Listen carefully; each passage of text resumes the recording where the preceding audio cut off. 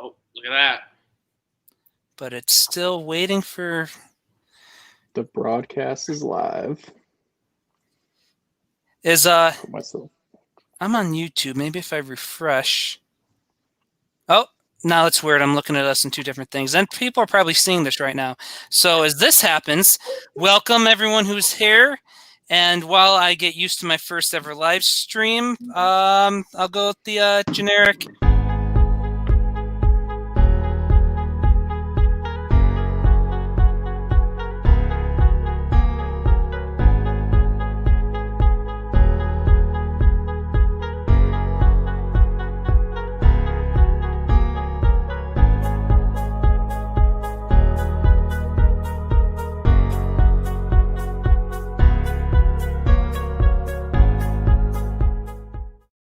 And hello and welcome everyone to SCSU's only Oh, wait.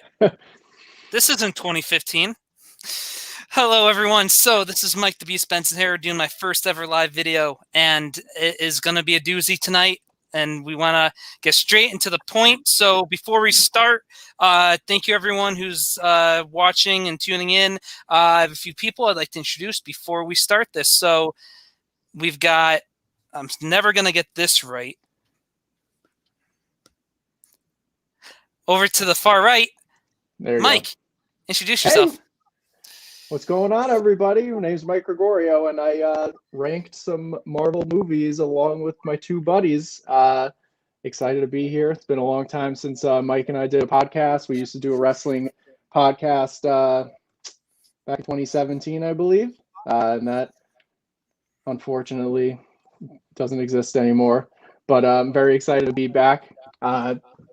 And yeah, how many people we got on right now? How many people are watching us live? Let's see if I pulled that. I don't know how to read that yet. Oh, there's 3 watching. Hello, 3. hello. So we got guys, 3 more viewers than we did for both conflicting views and the radio show at Southern. So thanks everybody for coming to watch. It's nice to actually be talking to other people, and it's not just to a no audience. I still don't know who this is yet, but show yourself because they're right. We need to talk. They're totally right. Stop. My good buddy Sunton Wong, what's up, buddy? Thanks for joining. And yeah, CT Jazz King here. How's it going, buddy? All right, so there's someone else I was gonna introduce who also did that wrestling. Hey guys, sorry, I was just doing push-ups because I'm so fit. Nice. You know, I was waiting for the moment, and it just never came. So I was like, all right, I'm just gonna spring up at the first opportunity I get. Oh, I think I was holding my breath. Hey guys, my name's Pete. I also took part in this little ranking ski we did here, and I'm excited to be here talking about some cool stuff. And yeah, awesome for coming. So without any further ado, let's start, and we're gonna go from bottom to top. And how we did this isn't just our picking our favorites and coming up to an agreement. We used math because you can't argue with math, everybody. So we kind of did a golf score kind of thing. We all took our list. We all took the place of where we each had each film and added up the totals. And then the movies with the lowest scores had are higher on the list. So once again, you can't argue with math there, as much as I hate to admit that. And if let's start with number 27, and 27 was the Incredible Hulk.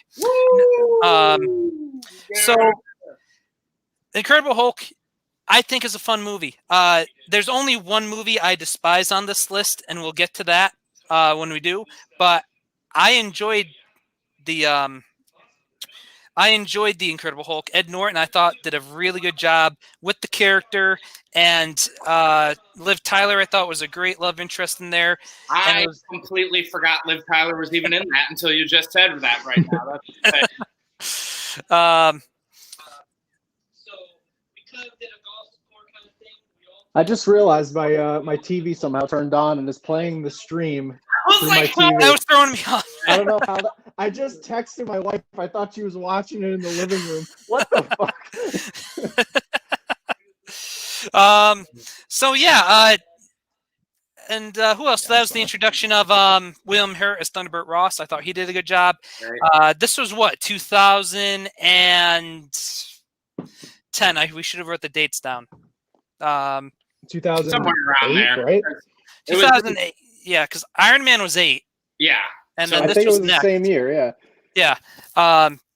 The CGI for the most part holds up pretty well. I thought the Hulk looked really cool, and we also got what's his face playing Abomination. Tim Roth. Tim Roth. I always forget his name.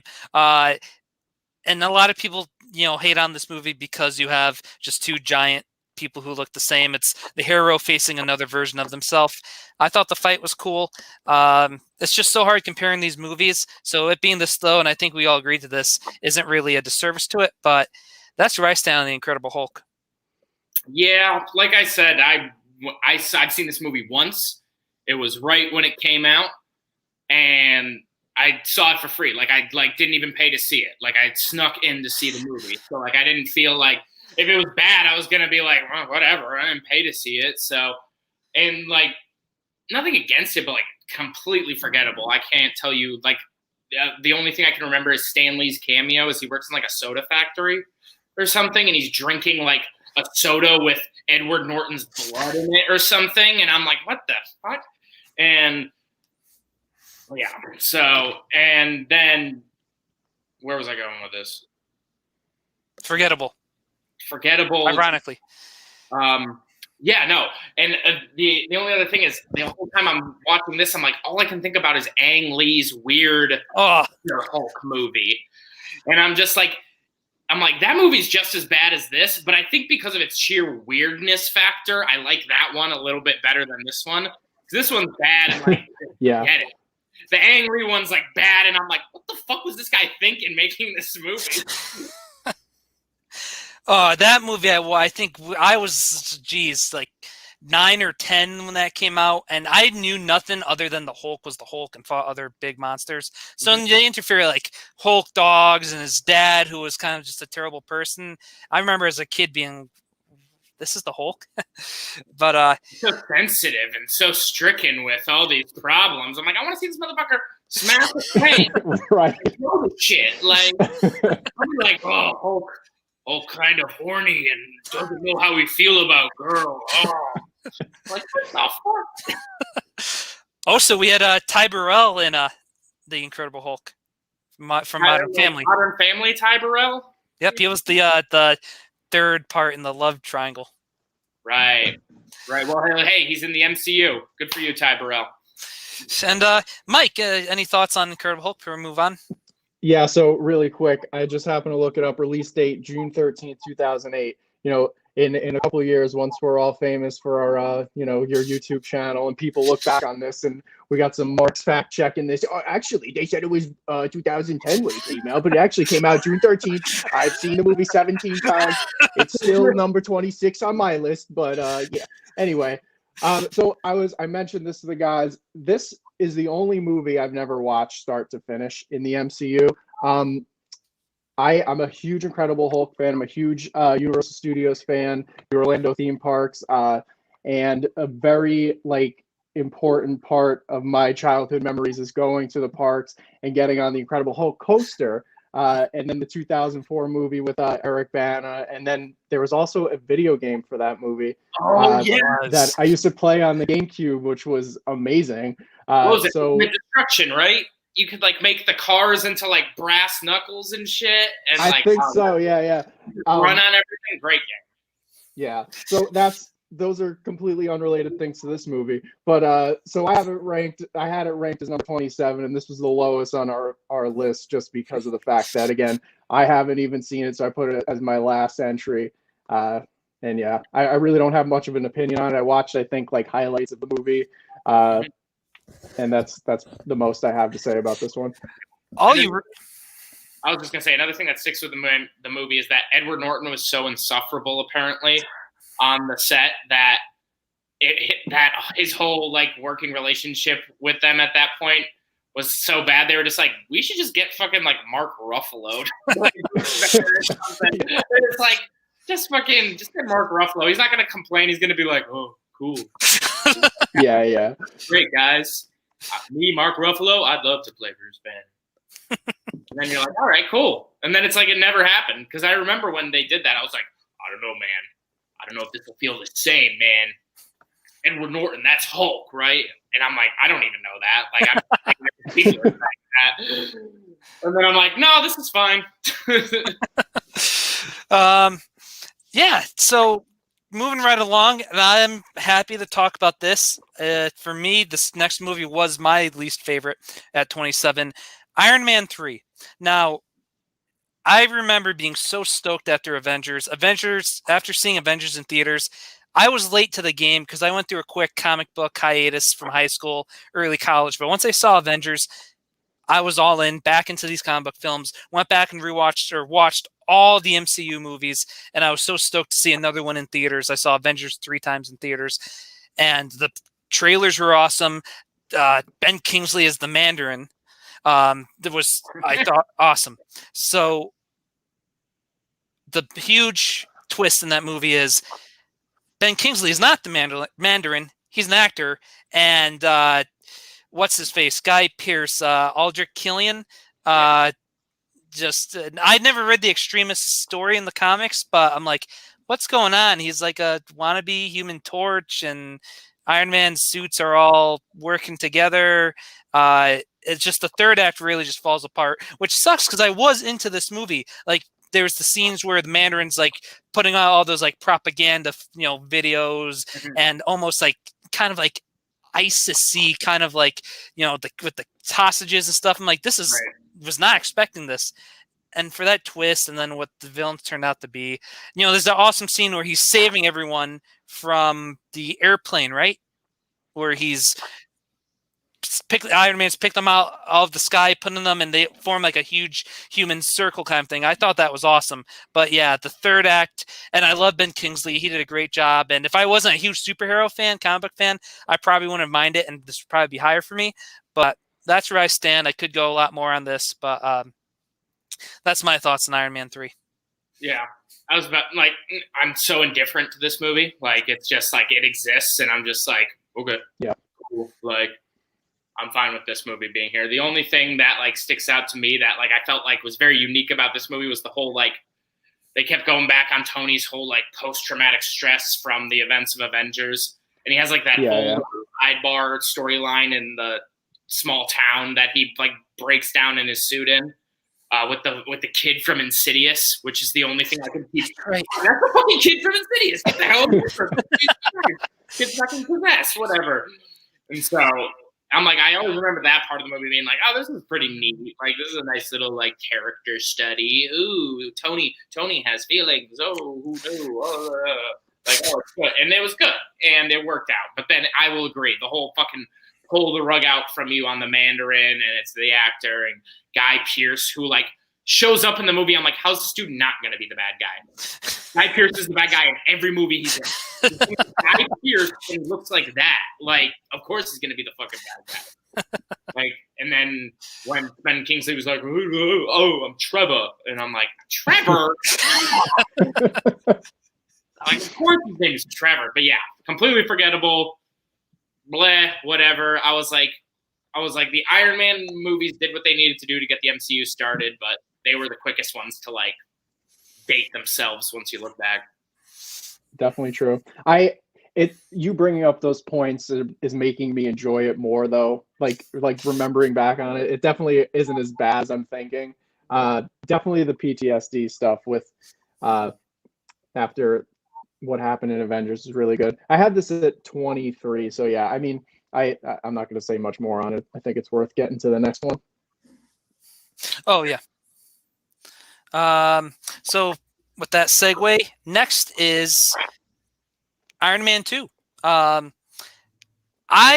was and is still the biggest defender of this movie compared to other people's thoughts.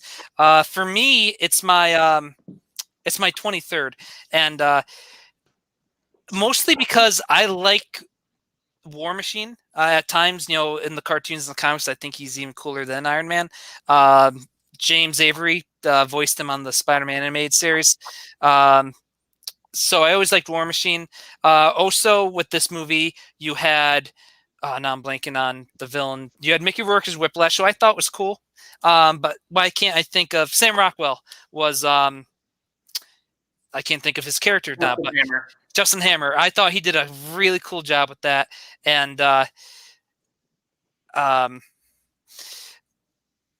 thought the action was cool. You had the introduction to how's it going, Guy Forge? I thought the introduction to her was cool. Jon Favreau's great as Happy Hogan in it for the second time, and I thought it's a fun movie. I know a lot of people say it's set up for what's to come, but I thought the action was cool. The racetrack scene alone is awesome. There's some good humor in there and some more good character development with Tony, because they adapt the Demon in the Bottle storyline, which is one of the most well-known Iron Man stories in the comics. But I do not like heroes fighting, and that will go along towards another movie down this list for me. But the scene where Iron Man and War Machine start fighting, and Tony's drunk as a skunk, I thought that was a little too much. But then I love how we're introduced to, second time seeing Nick Fury, Samuel L. Jackson, and that whole dynamic with Tony getting him, getting his ass, into gear and getting him back to, classic Tony Stark. So I find a lot of this movie enjoyable compared to others, but would love to hear your guys' take. This was my least ranked one, because I remember like the last time I watched it, I had maybe it was like after like Infinity War had come out, or like I had seen parts about it, and I'm like, holy shit, this is boring. I'm like, oh my God.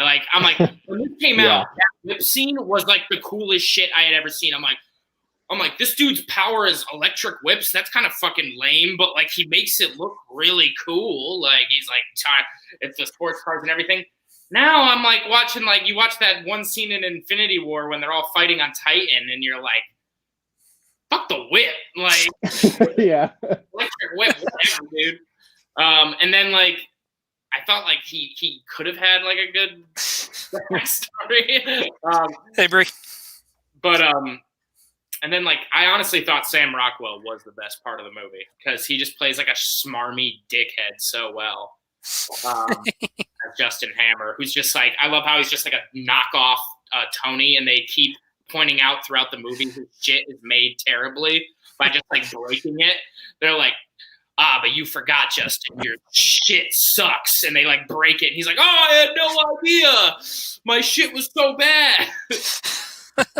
Yeah, no. And then this, like, yeah, it just like, and it has no ramifications for the rest of the MCU. Like, this isn't like some big thing that Tony looks back on, I think, really as like some big deal. It was meh. Yeah, it's just there. It's just there. For me, I wanted to bring this up. So I missed a lot of MCU movies, like in terms of theater releases. And I only recently have been watching it all back on Disney Plus. So this is still pretty fresh in my mind, but the fact that I'm like trying to think of other points that you guys mentioned that you didn't mention, I can't. So let's move on. Sure. John, how's it going, buddy? John, that's a fantastic profile picture. Looks Very like a nice nice headshot. yearbook. I love it. So next we have at 24, we have Thor: The Dark World. And number 24. And I'm sure everybody's like, how the hell did this rank the fourth to, not even the last one? I'm sure a lot of people are upset about this. So Thor: The Dark World for me, that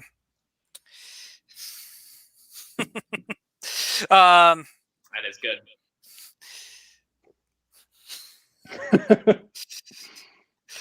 Thor: The Dark World. So I'm a huge Thor guy,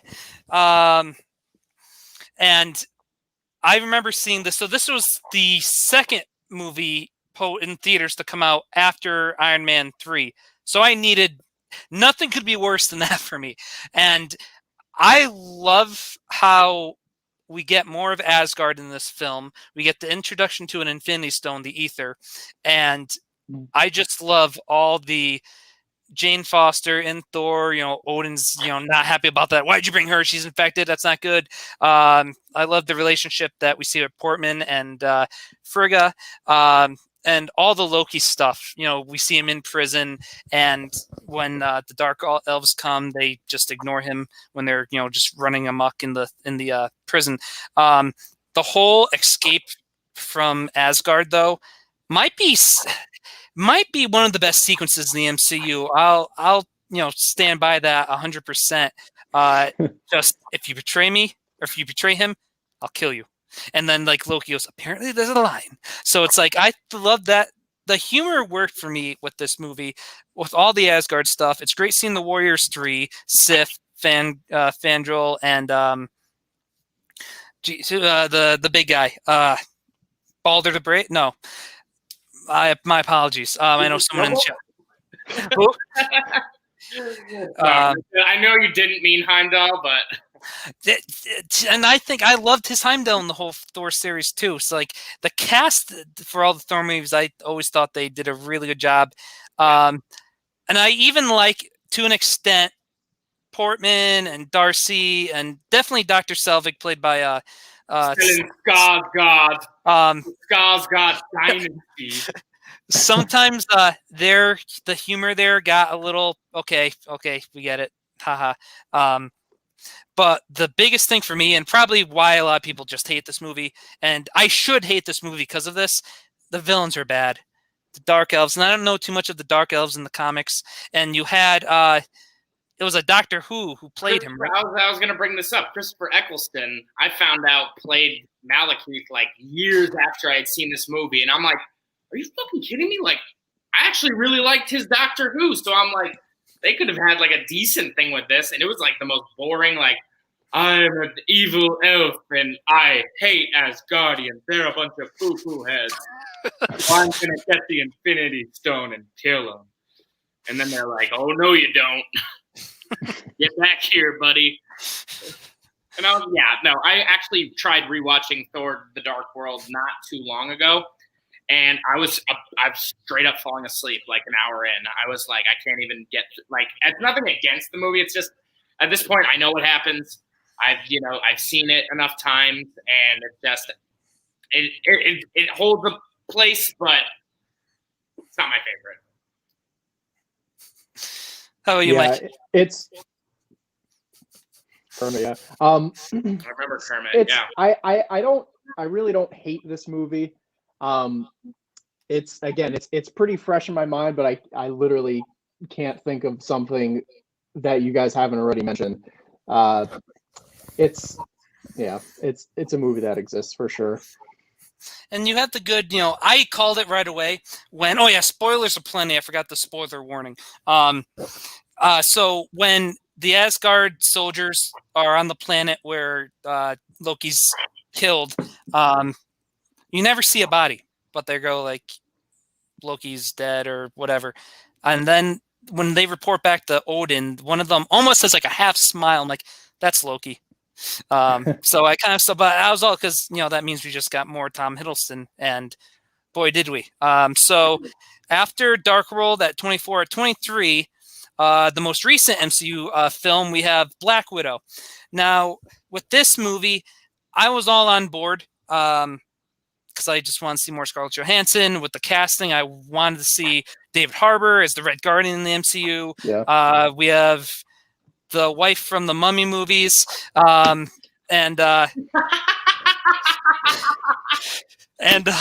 Florence Pugh. Yep. I'm I couldn't even think of her name either, but I'm the minute you said it, I'm oh, yep, that's Brendan Fraser's wife, yes. And Florence Pugh, who I love being a big horror fan, loved her in Midsummer. That movie's not for the fan of heart, but I thought she did a. Do you want to hear some crazy shit that I found out the other day? I know exactly what you're going to say. I just told. He plays Paige Fighting with My Family. No way. Yes. That is. Huh. Riley was like, "Hey, did you know Florence Pugh was in that movie about Paige?" And I was like, what, the one with the rock in it? Like fighting with my family or whatever? And she's like, yeah. And I'm like, no way, dude. She'd have to be like super young. And then I had no idea. She's only like 23 or 24 or something ridiculous like that. So I'm like, holy shit. And so the cast was good, and I was all in. This movie, like, I know it's low for me, and on our list, because this was my actually 26th. And I'll tell you why. So I was all in. The action was great. There was the opening scene. I loved the cover of Smells Like Teen Spirit. I love when movies use like the indie cover of a song and slow it down. You like that? I did, and I'm a big Nirvana fan. I thought it worked. They kind of, used all those photos and stuff. The first opening action scene was great, and I liked the look of Taskmaster. I would prefer more traditional comic book Taskmaster, but I thought it was cool, and you kind of get Easter eggs with that character as he's manipulating different moves from characters in the MCU. Harbor's just a scene stealer, but as was Florence Pugh. She was probably the standout for me in the movie, as for a lot of other people. Her chemistry, the four members of the family, their chemistry was phenomenal together, and that was the best part. But what really brought it down for me, and goes back to villains and third act, I did not care for Dragoff or whatever's Drago's daughter. Guy 5047. Yeah. Yeah, like it was, and there was this classic exposition dump revealing his motive, and the whole Taskmaster reveal with it being the daughter that Black Widow thought she killed. I was like, this is too much of a creative liberty with the Taskmaster, generic evil, like Russian bad guy. And what shocked me was he hits Black Widow. I'm like, this is a Disney movie, and like I thought, like there were some violent parts in there that I was like, Disney went there, and I was kind of surprised they did that. So the third act really loses for me. I do like the post-credit scene. We'll get the Falcon and Winter Soldier. I thought that was a cool post-credit scene. But what do you guys think about Black Widow? So I when you were talking about Florence Pugh, the whole time I'm watching the movie, I'm like, because this is all taking place before Endgame, and we all know she's not coming back. Like, she's dead. She's dead. She's never, like, Scarlett Johansson has signed her last MCU check. Like, she gone. Unless they do more prequel stuff they want. But the whole time I'm watching the movie, I'm like, this isn't Scarlett Johansson's movie. It's basically Florence Pugh's movie to be like, hey, guess who's taking over Scarlett Johansson's spot in the MCU? Florence Pugh. And you pay actually for a lot more than her. Who knows? And that's basically how it felt to me, and how it seems like they're setting it up.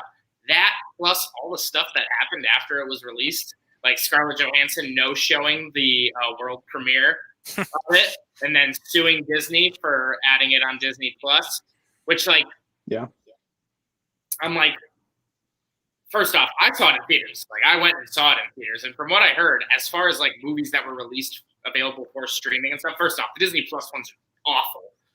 Pay $30 to watch this movie when you could go to the movie theater and spend that on gas, snacks, and the ticket or something, And so I was like, I'll go and see this in theaters. So like, I made the trek, but like, she was all bent out of shape about that, and I was just like hit the road, Scarlett. Like, I was like, this is like Florence Pugh's showcase movie. So that was my favorite part about it. Yeah, and because of all of this, I think today they canceled the Tower of Terror movie she was going to be a part of. So that's I don't know if they canceled the movie or if they're going to replace her. But either way, for this movie, I had it ranked at number 19. I enjoyed it way more than I expected to. Definitely, like Mike was saying, I really enjoyed the cover of Smells Like Teen Spirit in the beginning of the movie. I saw this movie in California a couple weeks ago. I had to drive 3 miles, and because it was in LA, it took me fucking 46 minutes to get to the theater. So I was late. So I came in like right when David Harbour is giving the kids off to what's his name, and then they go, and then the beginning credits start. So David Harbour's performance, amazing. I definitely want to see more of him in the MCU. Again, Florence Pugh was great. Scarlett was great. The fight in the air was just so. The thing that I think about with this movie is, and just Black Widow's character in general, she's so superhuman when she's not. Like, there is no chance the hits she's taking and the bumps she's taking would she survive being a regular human being. It suspends your belief way too much. The fact that she's literally falling through the air, like getting nailed with these punches by Taskmaster and all these other characters, and she's just getting like destroyed, but she's totally fine after these horrible bumps that normal people would die from. That's called working. I very much enjoyed it. Yeah. But yeah, so I thought it was a good entry, but just another thing. Another thing with Scarlett Johansson, she's it was that kind of did affect it. Like, we know she's not going to die. It's a small thing. We all knew that. But overall, it's just comparing it to these other movies. It's just so tough. So even though it was number 2, once again, the only movie I do not like on this list is Iron Man 3. So that being said, hey, Mike, do you want to announce the next one? We can kind of rotate. Sure. Nate, or one of us can send you the picture too. That way we can rotate I it. already got it. Okay, cool. Awesome. So in our 22 slot, we have the original Thor. Thor. What was this? This was like the third MCU movie? Yes. Yeah, something like that. Because they went Iron Man and Hulk, and then I think this was the next one. Oh, I think Iron Man 2, because the post-credit for Iron Man 2 is the Thor's hammer. Hammer, right. Yeah. Right. Yeah, the biggest thing that I think about is Chris Hemsworth's eyebrows in this movie. Weird. The blonde, yeah, it didn't work. I like watching, just in terms of like, we all watch wrestling. This dude's physique, I just think of the scene where he shows up at I think they're at a diner or whatever, and he's shirtless. This dude is so yoked. Like, they did an amazing job casting. Like, I'm like, this dude got implants or something. For real, he seriously some shit in there. Yeah, in terms of like, in terms of the introduction of a character, I mean, I can't imagine anybody else in the world playing this role. He's so great at it. The humor involved in the movie, and just the introduction again of this character was so good. If you guys want to take it away, you guys probably have more insight to this than I do. I was going to say, I remember seeing a post recently where somebody posted a news article before this came out where they were like, Disney or Marvel casts complete unknowns, Chris Hemsworth and Tom Hiddleston for new Thor movie. Yeah. And now you think about it. How funny is it to hear that? Yeah. Them not playing that part. So not only, like you said, for you're next. And then my son after that is going to kick your ass. Look how big he is. He's not going to have his shirt on. He's not going to have his shirt on. Hell no. And so, right, Thor. But yeah, no, you cannot think of Chris Hemsworth or Tom Hiddleston not playing these roles. And, solid introduction. Like, it's like the fish out of water movie trope that's been done a million times, but this time it's the superpowered alien in like middle America with the scientists who want to poke and prod him to figure out what his deal is. And so like that's like always a nice little thing, and it's he's figuring out what he wants and all that good stuff. And like you said, you can't really think of but that's the thing you said earlier, Mike. The casting in the Thor movies has always been just like chef's kiss. Like it always works out. So great introduction movie, was great back when it came out, has now since been surpassed, but it holds its place. Absolutely. And I'll close with, out of the original Avengers, Thor's always been my favorite, going back to the comics, and not knowing that nobody, Chris Hemsworth, but seeing that film and being introduced to Asgard, you get that Lord of the Rings fantasy, Harry Potter aspect to it. The action's great off the bat with the Frost Giants invading. Casting, you have Sir Anthony Hopkins as Odin, and then Loki, great introduction with Tom Hiddleston, like you said, Nate. And it's just I just love the heart of the film too. Just pick out the two funniest scenes is Mike mentioned in the diner, and then this drink, it pleases me, another, that, and then after that, I think it's the next scene he's leaving those guys to go off to I think find the hammer or get the hammer.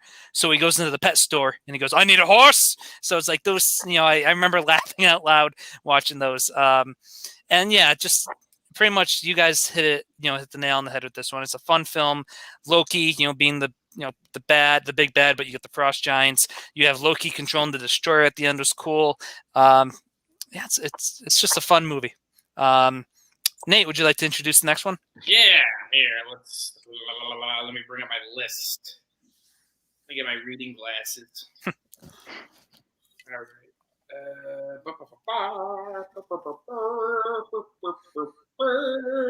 Where were we at? There we are. All right. So at our number 21 spot, we are giving it to the America's ass himself, Steve Rogers, the OG, the first Avenger, Captain America. This movie, I'll just take it off from the beginning since I introduced it. It's like falls into the Thor Iron Man trope where it's just so old now. You kind of go back and you're like, this was fun when it came out, and now it's sort of hokey. But the funnest part, I think, about going back and watching this movie is seeing not only Steve but Bucky back here, because like when you saw Captain America at the beginning, you knew Steve Rogers, Chris Evans, was signed on for his 10-year contract or whatever to play Captain America in so many more movies. Nobody had any idea Sebastian Stan was going to be playing Bucky in this one, Winter Soldier, Civil War, Infinity War. He was going to become just as big in the MCU as Captain America was. So, like, to see going back here and being like, he's just like sort of this like little bit plot character where you're like, oh man, it's a shame his best buddy died falling off the train. And then you get to, by the time you get to Captain America 2, you're like, holy shit, Bucky's fucking way cooler than Bucky. Like that's, and so like going back and watching that's fun. And the one funny thing I think about this one more than any others is it's the only one that takes place like sort of farther in the past, in the 40s. Like Captain Marvel sure is in the 90s, but like, you don't do a time travel movie and then be like, we're gonna go back to 1993. It's like, oh, cool. We get a VHS. Sweet. Let's go to Blockbuster. So fun. But yeah, no, and I like how it's just hokey and it's like the 1940s theme and it's like beep beep beep beep.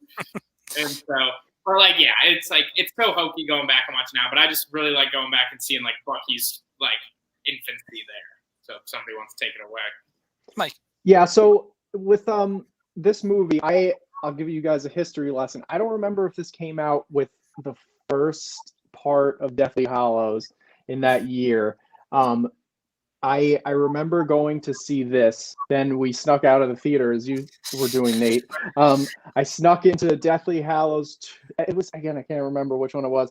We snuck into that and missed the beginning of it, and then had to go after it to another theater to watch the beginning of it, like the first half an hour that we missed. And it was in like 3D, so I couldn't even see everything properly. Anyway, besides the point. When I watched this movie in theaters, I really didn't care for it at all. Like this was the inception of the MCU and meeting all these characters and stuff. And it was, I didn't hate it, but I just like something about it I didn't enjoy. But when I rewatched this movie, just the emotion behind, myself also being a smaller person in a big man's world, it was a little, it's like you can relate to it. And then his transformation into the super soldier, and just the heart of the character of Captain America is so cool, and his relationship with what the hell's her name, Peggy, right? Peggy. Jesus.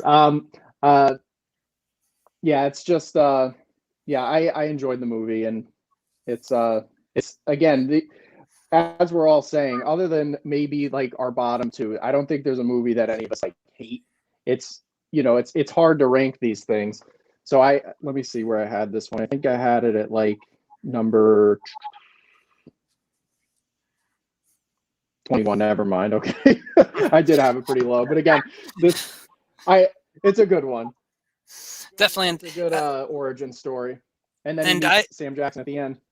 Yeah, I agree with everything both of you said. I just want to throw in a few more things. I'm not much of a, like, there's people who are all in on the score, and the score is like a huge part of the movie. I appreciate a good score, but it's never like some people like, oh, the score is just not good. So I'm never really that person in a movie, but there are certain scores that I love right away as soon as I hear them.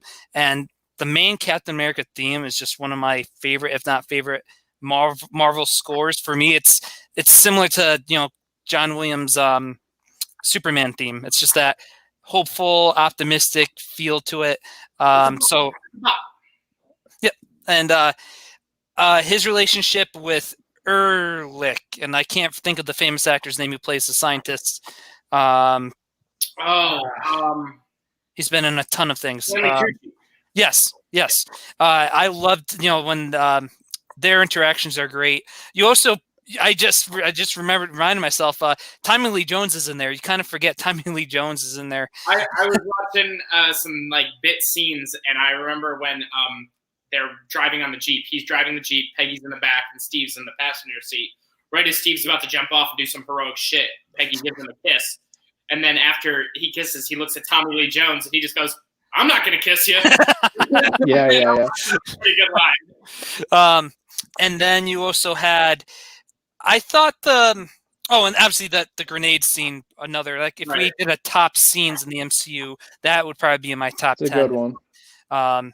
And then the villain wise, it's almost like, and Red Skull's a classic comic book villain. That's, that's Cap's Joker right there. I thought we could have used more. What's his face? Who was, in Lord of the Rings? I apologize for actors' names tonight.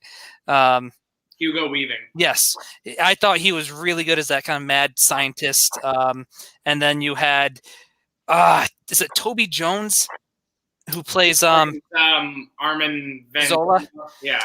I can't remember his name. They were good, but it's just like, it's the Red Skull, and we could have used more. And I think a lot of it was kind of like when they're doing like one of the other, kind of like montages.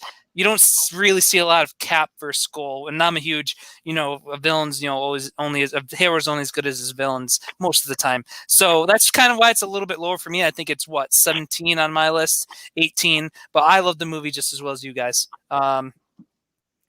So after Cap, we have another captain at 20, Captain Marvel. Now, fitting, that I start this because I think I had this the highest. I forgot exactly. Yeah, I had this at 13. I'm a big cosmic space guy, from the comics, and going back to the original Captain Marvel, what they kind of did a little spin on that in the movie, to Carol Danvers. I just love being in space. I love how the MCU has introduced space to us and different planets and galaxies. And I'm a fan of Brie Larson, and I like how she also plays that fish out of water like Chris Hemsworth did in the first Thor. And the nostalgia, it works for me. You can never have too much Sam Jackson. You had, Coulson. And villain wise, that's where one kind of thing. I don't mind Jude Law. And he said this about someone else, that of course he's going to be the villain, because he always plays bad guys. Yeah.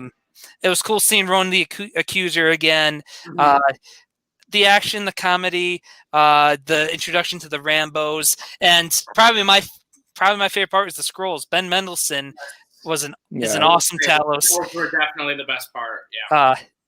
You were my top scientist. Like, I thought that, the twist on the Skrulls, making us feel for the Skrulls and showing them more as good guys, that did get me. I wasn't expecting that. So, so that's pretty much where I think it's a fun introduction movie. And it kind of, for me, it's right in that middle sweet spot. Mm-hmm. Yeah, it's like one of those ones where it's like I don't have any hate for it, but I don't, I wouldn't go out of my way to be like, this is the one Marvel movie I want to watch. Maybe on a rainy day after a long time, but when like I was watching some the other day, and somebody mentioned, like, does anybody even remember what Jude Law's character's name was in Captain Marvel? And I was like, you know what? I really can't, like, remember at all, like, what it was. And I watched this movie when it came out in 2019. It was my first experience in like a Dolby theater or whatever the newer Dolby thing that they're doing is. And I'm not gonna lie, I don't even remember Jude Law being in the movie.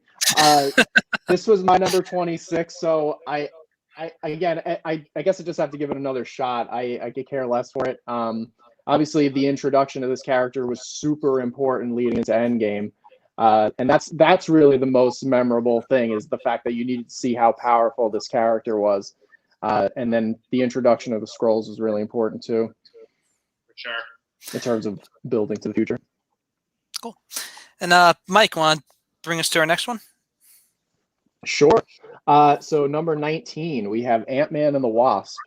So this movie, this is another one that takes place right after the events of Infinity War, and the biggest thing with this movie is the post-credit scene, and we find out that the Wasp has been snapped away, and Michael Douglas, and then I don't remember the wife's character, what her name was, but who she's played by, and she's like super famous too. Michelle Pfeiffer. Yeah, I know she is. But, yeah, Janet Van Dyne. Right. Mm-hmm. Yeah, the movie itself was so overshadowed by the post-credit scene. I can't. Again, this is another one. I can't think of anything to point out. Somebody wants to give a summary. Yeah, I have a big soft spot for the Ant-Man movies because I think they're very unique in that they just feel a little. They're like the Guardians of the Galaxy, where they feel just a little more wholesome than the other Marvel movies, and it's like, this is the one you want to show to the kids and like the family. They don't have to worry about anything getting too gory or too violent or too inappropriate. It all sort of stays in that like convenient middle ground where everybody gets to enjoy it. The supporting characters in this are like Michael Pena is absolutely hilarious in this. Like his whole recap sequences, I think, are like you said, top 10 Marvel like things. I feel like his recap sequences like should have like an honorable mention in there. Definitely. Because of like some of the funniest things in the entire thing.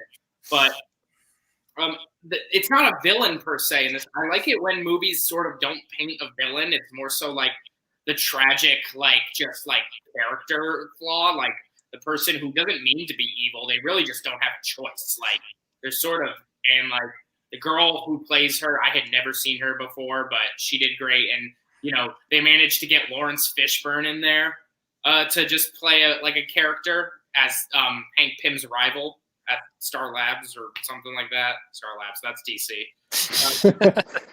Different podcast. Yeah. How's it going, Nigel? And and so like I applaud the movie for not being like too like, oh, we need like a villain. It was more so just like, we got to figure out how to help. And like, well, who was that guy? The guy with the very Cajun accent, who is technically... Oh, Simon Burr. What's that actor? Walter Goggins, and he was... Walter Goggins, yeah. He's hilarious. He's so good. But yeah, no. Nothing wrong with this movie. Nothing too crazy. I have a soft spot. I love the humor in these movies. So definitely a good one for me. Ooh.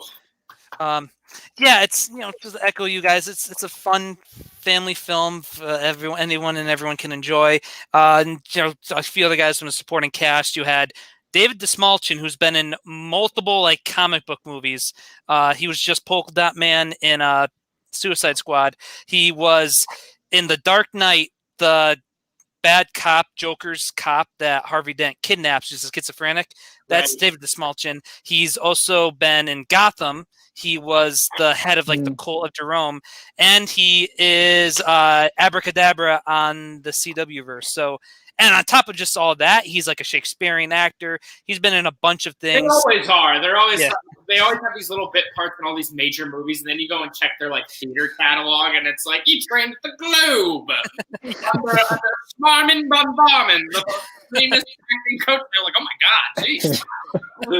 So yeah, he's great with that cast. You had the great Lawrence Burns in it, and he kind of plays part of like the tragic story that's going on with the ghost character.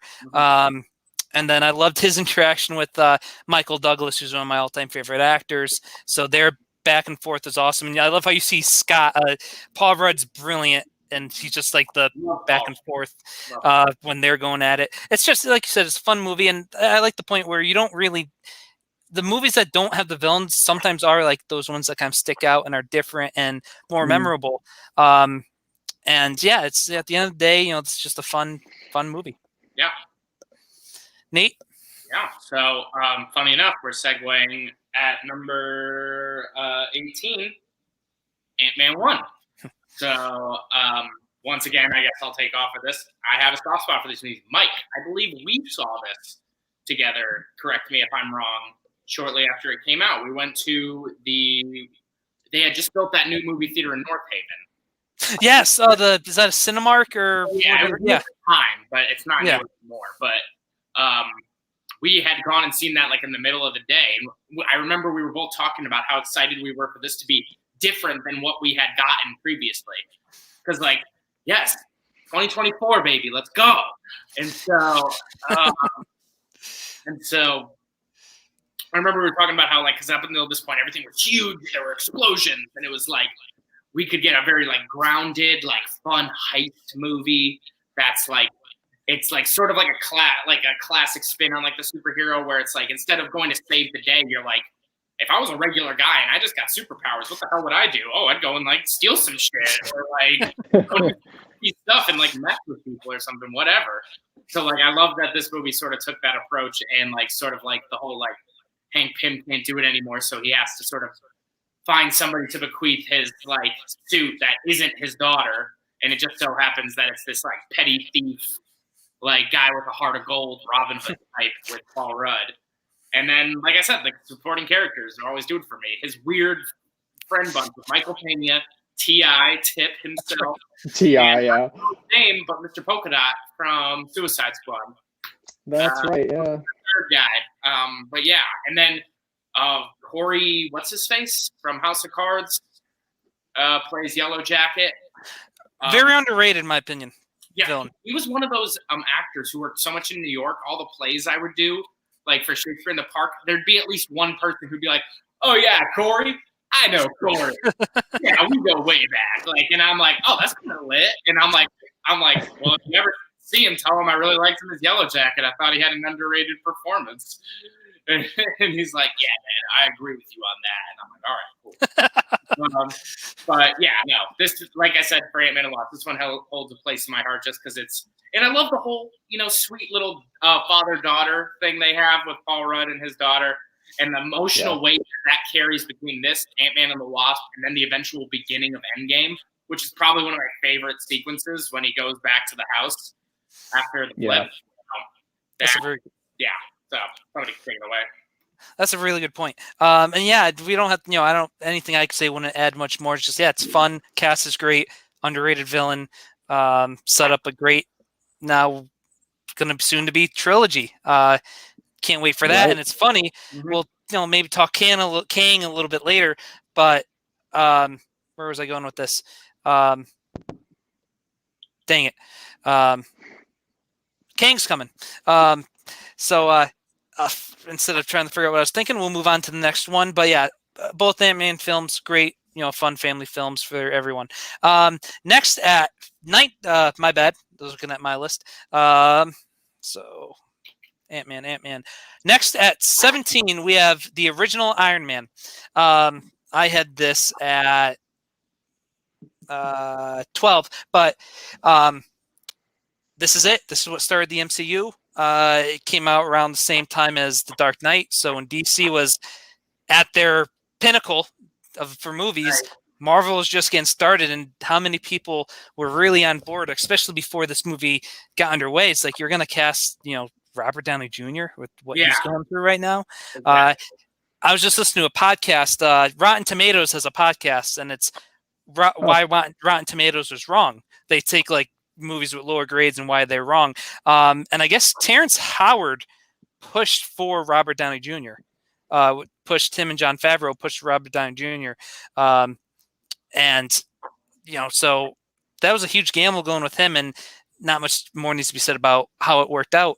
But just going back to the movie, it kind of gets lost in the shuffle. People still know how important it is, but it's at times and not a detriment. You kind of forget a lot. I rewatched it recently during the pandemic. I rewatched the whole MCU, and there's just a lot of good just moments in there. You get the introduction to Tony Stark and Pepper Potts and Happy Hogan.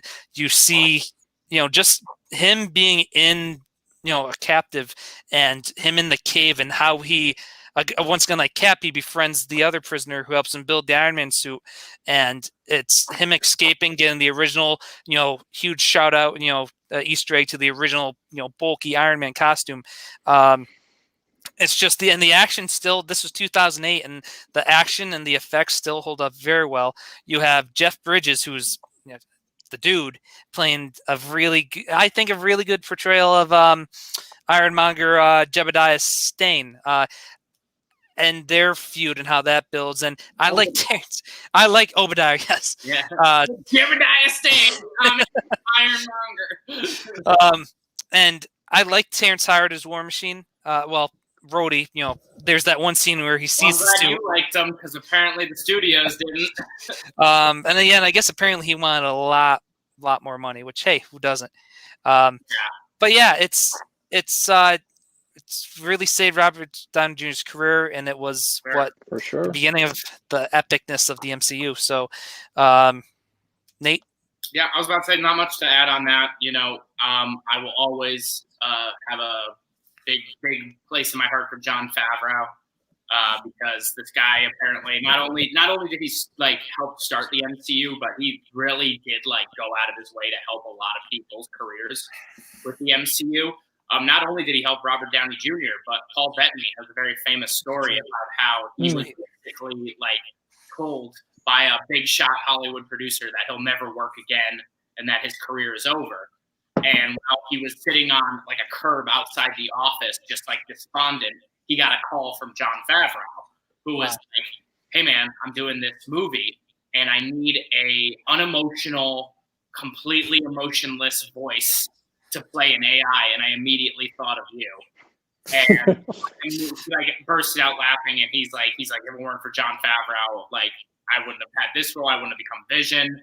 My life wouldn't have turned around. So not all the movie has its place, but I give big props to Jon Favreau in general. Absolutely. For directed it, helping get it all started.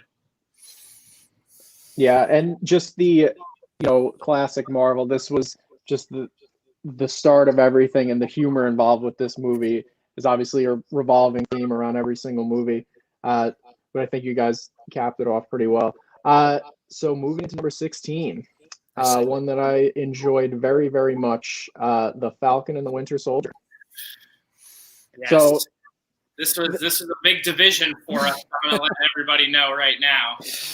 Yeah. So thinking about this show, in terms of the huge lineup of Phase 4 stuff that we got, starting with WandaVision, and then here we have a Loki show, and we got a Hawkeye show, and we got a Captain Marvel related show, and all these other things. And then you have Captain and the Winter Soldier. For me, this was probably, after seeing the first trailer of what they released, this was towards the bottom of my hype list. But watching this show, it was something to really look forward to every week. I enjoyed it a hell of a lot. Seeing Falcon transform into Captain America, and obviously wrestling with, taking that helm and just everything that he went through, and the character development for Winter Soldier, trying to right his wrongs. It was really, there was so much amazing chemistry between Anthony Mackie and Sebastian Stan. Two incredible actors, and it's, again, just, I love the way that pretty much every single movie or show has really built to the future, and obviously now we have a brand new Captain America, and I'm really excited to see what they do with Anthony Mackie in that role. Yeah. So this for me was number 3. This was my favorite of the new TV shows. I absolutely loved this shit. I loved it. Because up until this point, like, so we had Endgame. We had, what was the last thing after Endgame? Was Far From Home, I think, right? Yep. And then we didn't have anything until WandaVision. So having those three back to back, they were so fantastical and so large scale, and so like, especially with WandaVision, so like heady and kind of like mythical and stuff, that I was like, damn, man, I hope with like Falcon and Winter Soldier we get some of that like grounded, gritty, like some like down in the dirt shit like that you got in like Winter Soldier, where it's like almost like violent, like it's like way too violent. It's like almost like you're bridging on the Punisher almost, but not too bad. Yeah. And so I got that immediately. And then John Walker being introduced. I immediately knew who John Walker was when they introduced him. I'm like, oh no, this motherfucker's new. No, this is US agent. This dude's gonna be a bad guy. Like, this dude's gonna be the worst guy.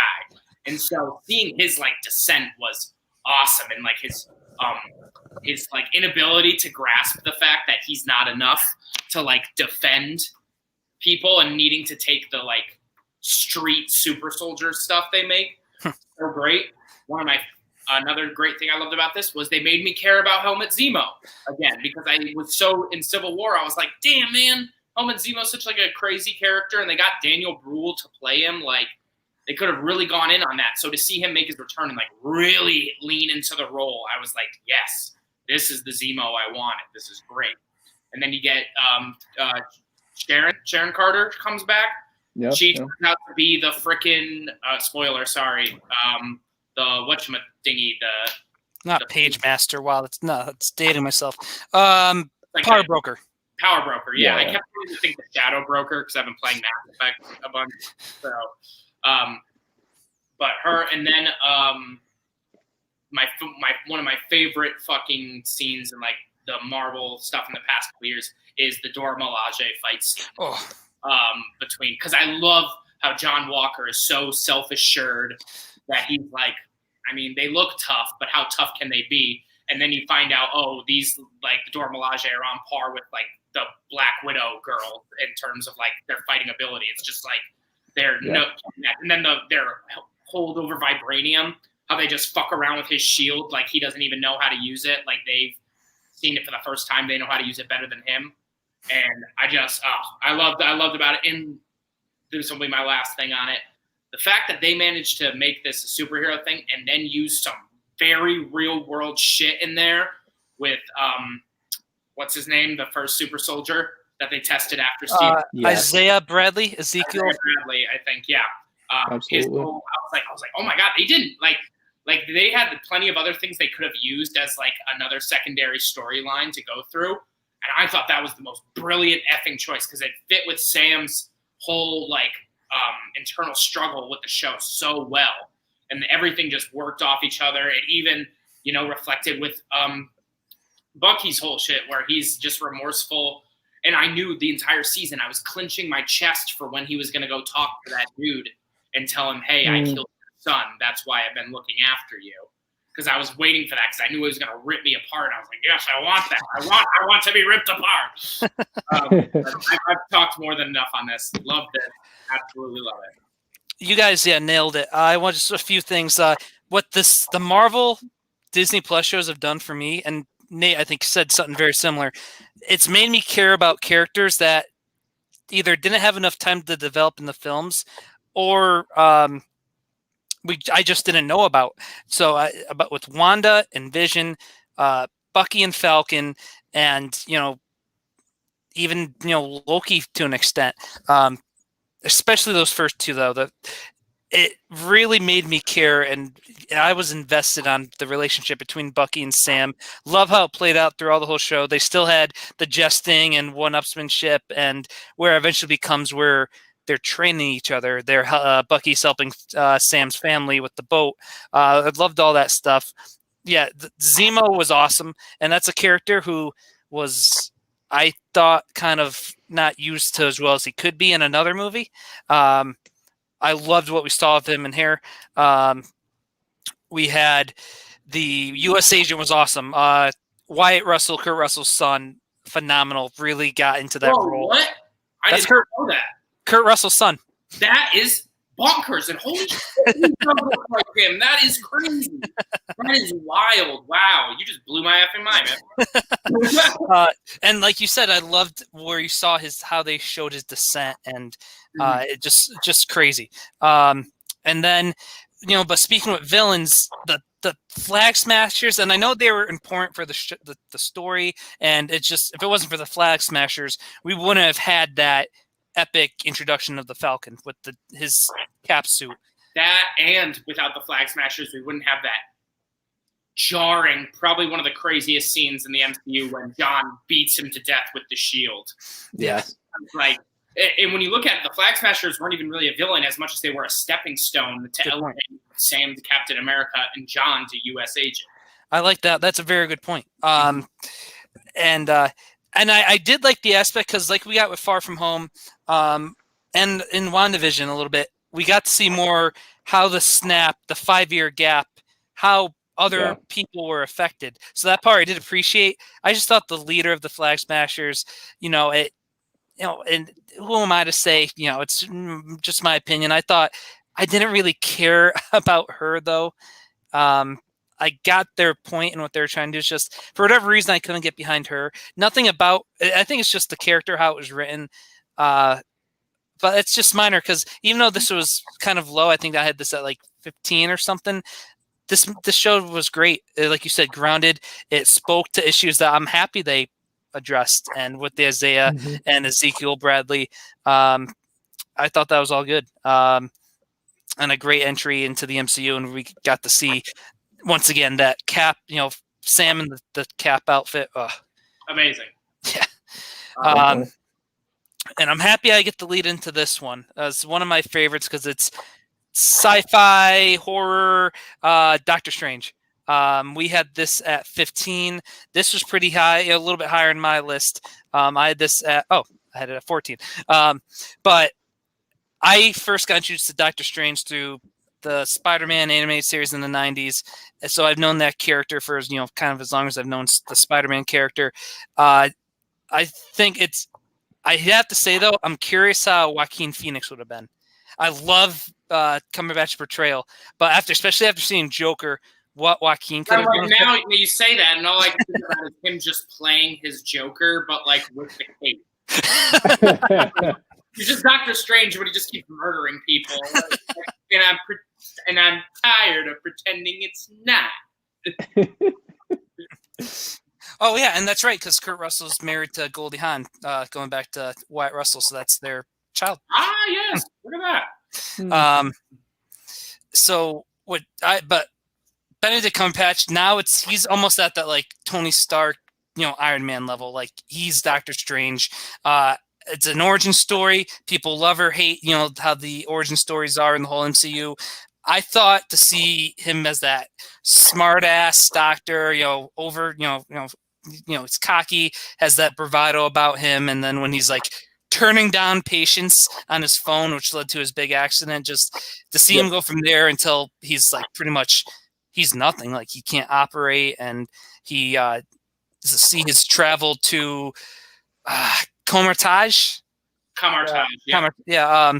And then you get the introduction to the Ancient One and to Mordo and all the mythology of the sorcerers and all the different, this kind of set the tone for where the MCU is going now, right? With multiverse and dimensions, and all that. I kind of wish I saw this in 3D. And that scene alone just blew me away when he's going through the different multiverses.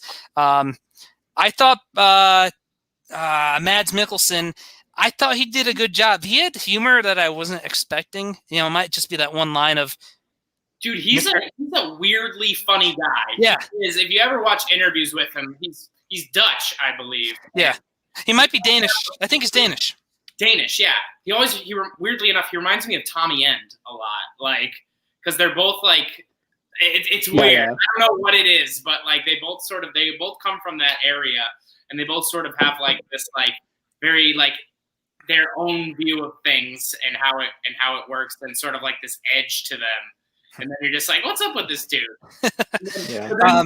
He's the bad guy, but then you see him play Rogue One. in Rogue One as like the dad, and you're like, well, I can see you as the good guy too, Yeah. man.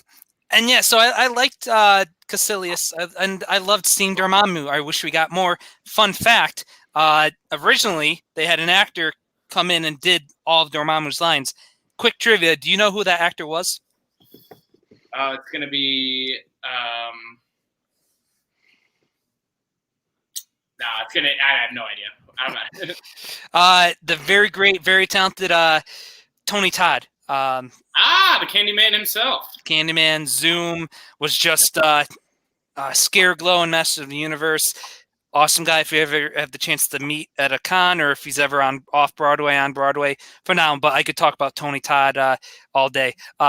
So he was originally came in the voice for Dormammu. They kind of did the whole, I think it's Cumberbatch's voice, but manipulated, distorted. But anywho, the scene where Dormammu, I've come to bargain with you. You know, it's fun. I love the relationship. There's not that many love interest in the MCU, like relationships, that I'm not a fan of. Very underrated. I thought Rachel McAdams did a good job as, you know, his love interest. There's a scene when he keeps scaring her when he's in his Astro form and stuff. Yeah. And when him and the other are fighting in their the effects once again are good. Yeah, and this is another movie I've been going on about. So, Nate, next, I think, thoughts on Doctor Strange. I wasn't going to add too much to this since we pretty much covered it all. I had watched this pretty recently, and it held up pretty well. You know, I think since they like really doubled down on like we need to make this fantastical and weird and make like, you know, the fractals and everything's patterns are repeating and it's all visually very stunning.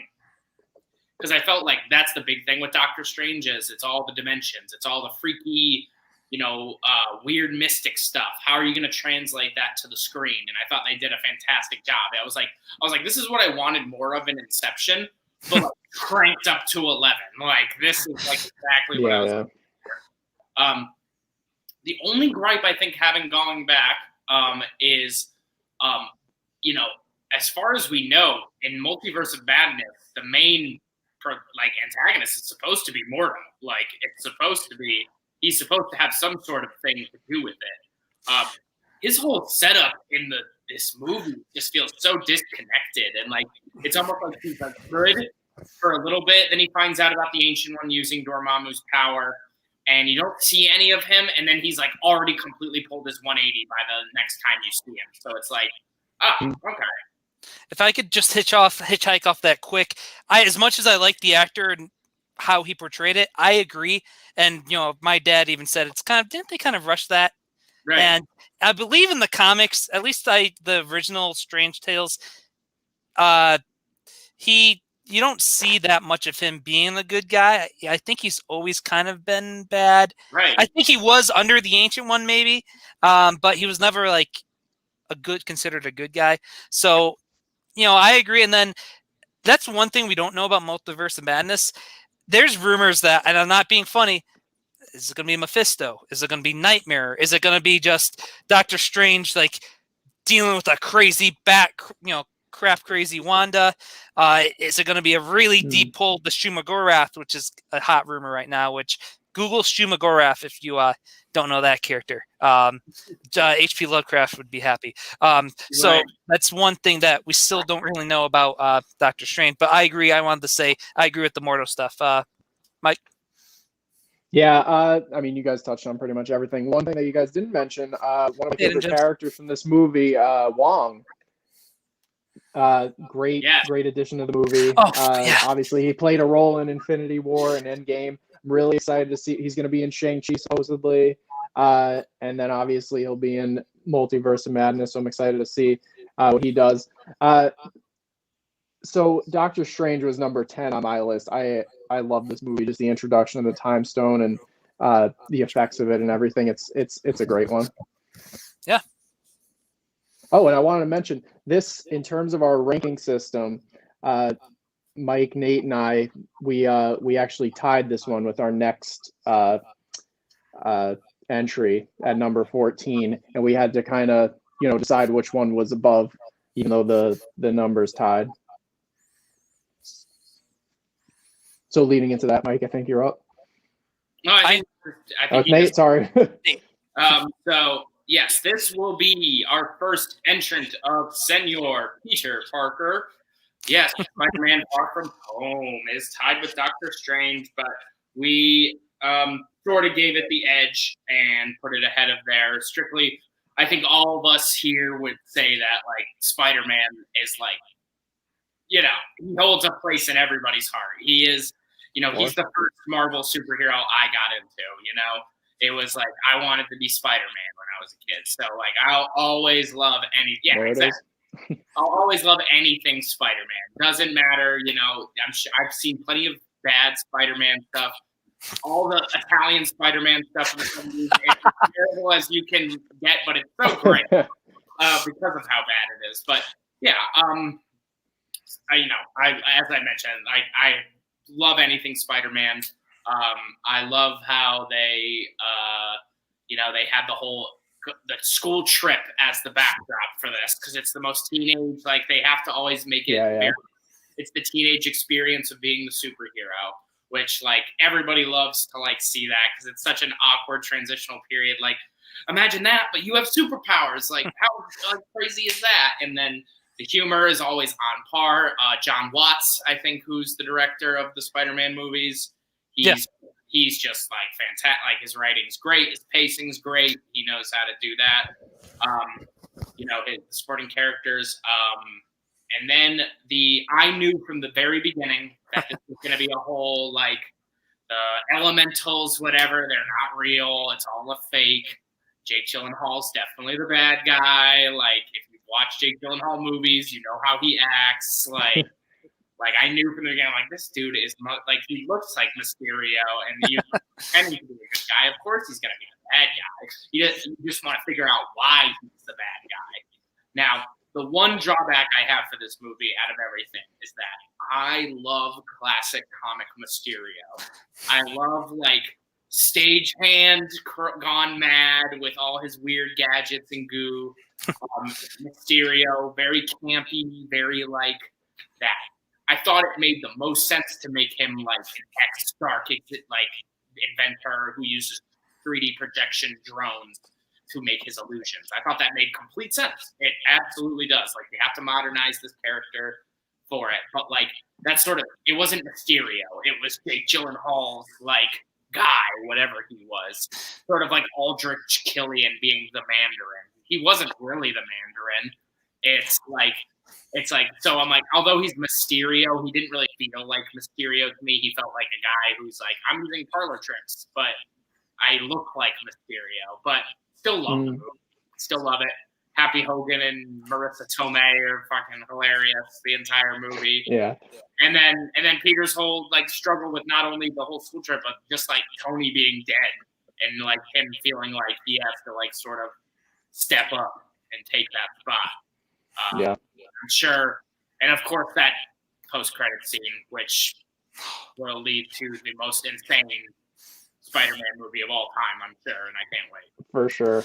Yeah, and I like how you mentioned that. It's in terms of the blip, this was the movie that came out right after Endgame, and I love how, and just like in Falcon and the Winter Soldier and all these things that they're making, it's all the blip made it. It was important, and it's not that just because they re-snapped everybody back, it served its purpose, and there's still consequences for it. This ranked number 15 for me, as Nate was saying. I mean, who doesn't love Spider-Man? He's my number one hero in the MC and in the Marvel universe in general. Right. Just this movie, not that it didn't hit for me. I watched it the one time. I really need to watch it again. But one scene that really sticks out to me right before he defeats Mysterio at the end is just his Spidey sense. And he notices the drone right next to him, and Mysterio's trying to fake him out. So dope. Such a great Spider-Man moment. Right. And yeah, just a few other things to add. And bouncing off that, the effects. I agree with Nate. I want the former the actor. I want classic comic Mysterio is awesome. It would have been cool to get that, but he does work within the MCU. But how they portrayed Mysterio's illusions. You had, proto Marvel Zombie. You had giant big Mysterio, like an homage to video games, as well as like, don't have the number off the top of my head, but a classic Silver Age Spidey cover. And the effects with Mysterio, even when you're introduced to him and he's fighting the elementals, all the effects with Mysterio, awesome. Seeing Peter not only like deal with the death of Tony, being on a school trip, also he's, with the girl he loves, and seeing that relationship and how he wants to buy her favorite flower, as a necklace, and just all the different, that sets up, what Peter's known for in the comics, his love interest, and how there's always something that comes up and never goes the way he wants it to go. And then, you guys pretty much knocked out of the park, just like you guys. Spidey's my guy. The only thing I guess is, and this is also the Flash TV show. I know it's DC and CW, but everyone knows Barry's the Flash, it seems like. Peter's kind of, and not as bad, but it's like now MJ knows, and I guess it works because the end of the movie. Ned knows, Aunt May knows. I hope it doesn't become where it's like more, and now with how the movie ended, who knows where they're going to go with it. There's rumors aplenty. So I hope it doesn't become like, the more people find out who Spider-Man is, because that's such a key part of the Spider-Man comics. But I'm picking nits there. I love this movie. I think I had it, I may have had it the highest. I had it at 10. It was just a great entry in the Spidey universe. For sure. Definitely. I may have jumped off turn. So Mike, you can, if you want to introduce the next one, you could. Yeah. So number 13, and by the way, Mike, remember that time you said you want it to be an hour long? So we're at, we're literally, that one was just the halfway point. So anyway, number 13, we have Avengers: Age of Ultron. So I really enjoyed this movie. There's so many good moments throughout it. Of course, it all played out into Endgame when Cap slightly moves Thor's hammer. What's it called? Stan Lee, when he goes drinking with Thor and he can't hang. And then the end credit scene, my God. What's it called? When Thanos picks up the gauntlet. There's so many really cool moments of this movie. Of course, the birth of Vision and the introduction of Scarlet Witch and Quicksilver. The introduction and introduction of Quicksilver. So I was just trying to think of some other moments throughout this movie. Tony having that vision of all the Avengers dead. It was just a good one. It's in terms of Avengers movies, it's probably ranked the lowest out of the 4, but an awesome addition, and the character of Ultron, really, really cool. You guys take it away. Yeah, this is definitely my least favorite of the Avengers movies. I don't dislike it, but as I mentioned, like when we were talking before this, if you've seen Joss Whedon's stuff, he has a very particular type of writing style, especially with his dialogue. And it works sometimes. It worked in the first Avengers. It always worked in like Buffy the Vampire Slayer and Firefly and all his other stuff. This one, and like there are a couple moments I'm just like when the head of Hydra is like, "We will never surrender," and then he turns around and he's like, "I am going to surrender," and I'm like, "Yeah, I get what you were trying to do there, but like it didn't. It just felt like you introduced this guy. He's like, I'm a giant pussy. The Avengers can just like beat my ass, or like I know where this fight's gonna go when this guy's giving up before you even like do anything. Like whatever." I'd say like definitely the best hallmarks of this movie are, I think James Spader was the perfect choice for the voice of Ultron. His whole opening monologue with the completely destroyed bot is just awesome. Vision, I think their decision was brilliant to make Paul Bettany Vision just because he was the voice of Jarvis. They were like, well, why not? Because I think originally they were planning on just getting somebody completely new for Vision. And then somebody was like, why don't we just make Paul Vision? Since we're using Jarvis as like his voice, why don't we just use Paul? And then like they ended up choosing him, and now he is Vision. Like there is no other Vision, it's him. Like, right. And so that's not much more I have to say on that one. Yeah, and what Whedon did well with this one thing is, I love all the big fight and action scenes and whatnot, but he does in the first two Avengers a pretty good job of showing you the Avengers hanging out. Like the opening, the party scene is awesome. You mentioned the Stan Lee part. There's Rhodey, you looking for this? You know, or Boom. President's Palace. And I'm like, you looking for this? And then when he tells it to the people and they actually react because Thor and Hulk didn't react, and he's just like, like so, like you're You have the Cap talking to Bruce about Nat because Cap was coming off Winter Soldier, and you had she's cool. I see you guys like it. The little banter and back and forth, and that not only in the party scene, but when they're hiding in Hawkeye's secret farmhouse with his family, all that stuff is good, and that gives you another like preview of another movie we're about to talk about where it's Tony and Cap chopping wood, and like that back and forth shows more of how their relationship is straining, and then it ends with Tony going, "Don't take from my pile." The little quick jabs like that were fun. It's agreed with Ultron.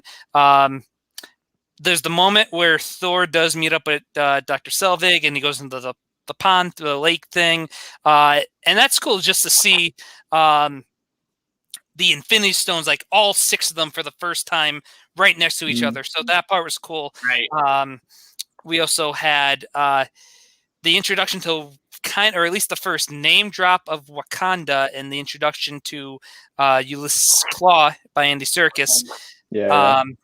And there's, and Paul Bettany. I think that for me, it's the standout. That I never really cared about Vision in the comics, but starting with Age of Ultron and that, with the succeeding films and, WandaVision, I've gone back and started reading, the Avengers where Vision, and he's become one of my like top comic book characters now. And that all started with Age of Ultron, but that's all I got to say about that. So after Age of Ultron, we have Guardians of the Galaxy Volume 2. I think the Guardian films are just awesome entries into the MCU. This is number 8 on my list. So far, Guardians films, it's so tough to beat the first one. We'll get to that, later. But to follow that up with the same group of characters pretty much with a few new additions, and the humor is still there.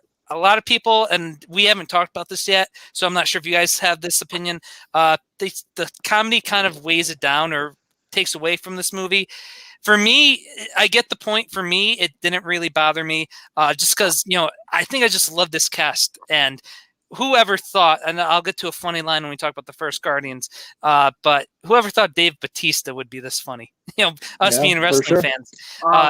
We always knew that. We always knew that Dave had it in him.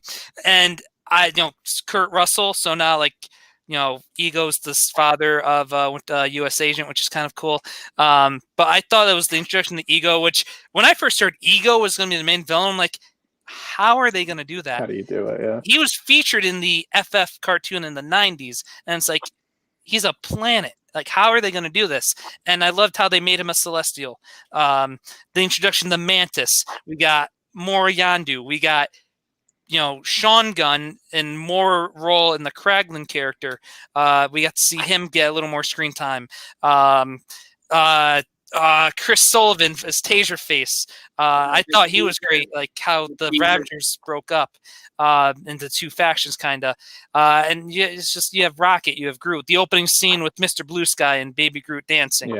And seeing Peter's relationship with Gamora, Peter's relationship with his biological father, but also the him and Yandu stuff. And he might be your he might be your father, but he wasn't your daddy. And Mary Poppins, like those moments I was talking before we started, like, Yondu's death, that, how do you not cry watching that? So I love this film. The humor's great. There's some, we get more development with Nebula too. And she talks about how Thanos raised her and Gamora. And I think it's a great entry into the MCU. I can go on, and we'll talk about the first Guardians later. Yeah, not much for me to say on this. I think after this came out, somebody referred to it as Guardians of the Galaxy Light. It had, and that's not a dig. That's really not a dig. It had all the fun and embodied the spirit of the first movie. But whereas the first movie was so fresh and nobody really knew anything about the Guardians of the Galaxy, they were just they're like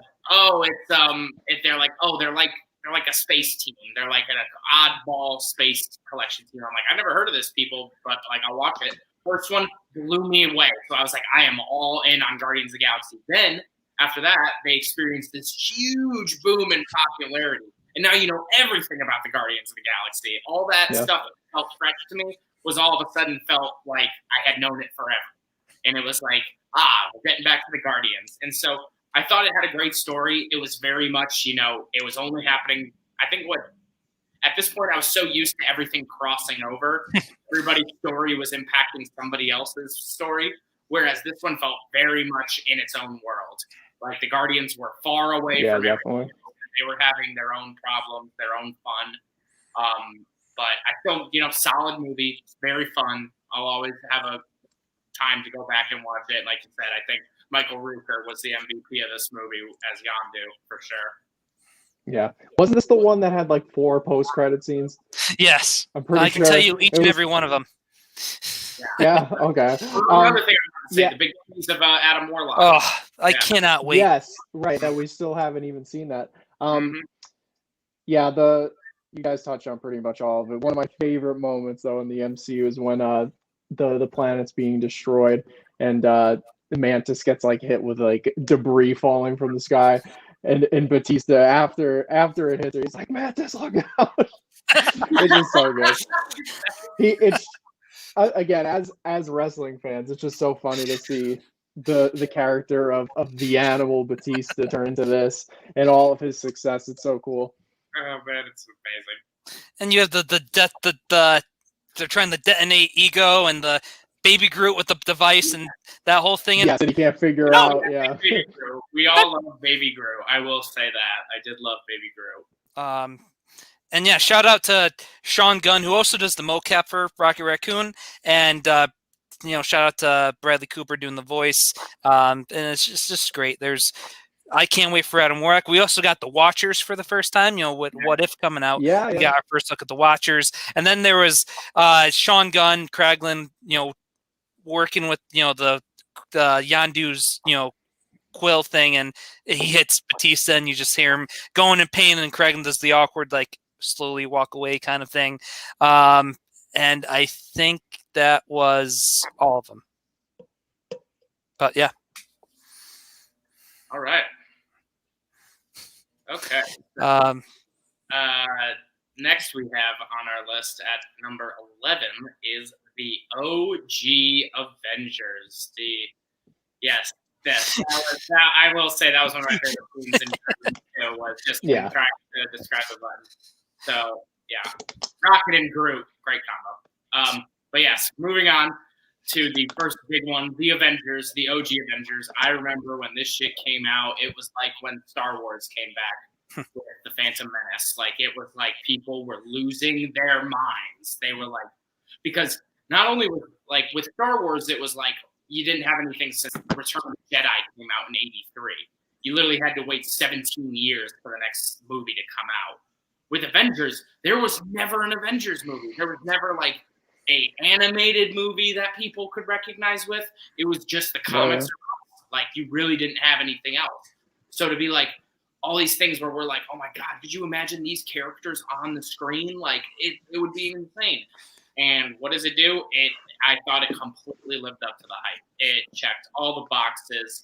You have your ideal cast of Avengers. You have Iron Man, Thor, Hulk, Hawkeye, Black Widow, Cap, like that's like the A team. Those are all the big name characters you want. You have the perfect villain with Tom Hiddleston's Loki, and like they set it out from the beginning. Like Loki's not the threat here. He is merely the guy being sent by the threat, who we get at the very end for the first time.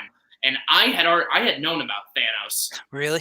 Before the Avengers. Like I had known he was like the big bad of the Marvel universe, but I was not expecting them to be like, oh, Loki's working for like Thanos. Like we're bringing Thanos to live action. But yeah, no, this movie, I will say this is Joss Whedon's best outing of a film I think he's ever done. I think this fit his style well, way better. That it felt way more natural in this than it did in Ultron. I think the funniest part about this is going back and seeing everyone's like OG costumes. They all look like Pokemon. Look at you! Look at how cute you are. You're like so simple. It's so like simple and easy. But now like they're so like it's all so different. It's just cool to see it. And yeah, it checked all the boxes for me. It had the big movie feel, big summer blockbuster, and it kickstarted. I think this was the one that cemented the MCU. Like they were like, all right, you know how we were talking about how we're about to be like the biggest thing in movies for like the coming next like 30 years. This is why. Boom. And it was like the fourth highest grossing film after that, which was like unheard of because up until then the last thing that had done that was Harry Potter, and people were like, there's no way they're going to replicate the success of like Harry Potter, and then boom. Look at it. Yeah, I don't know what the reasoning was that they decide. I don't know anything about aspect ratios, but like, have you guys watched this movie recently? Like in comparison to every single movie in the MCU, they have the black bars for every movie, but this movie is perfectly like will fit your entire screen. I don't know what the reasoning behind that was, but that's what made it feel so big in the movie theater, I think.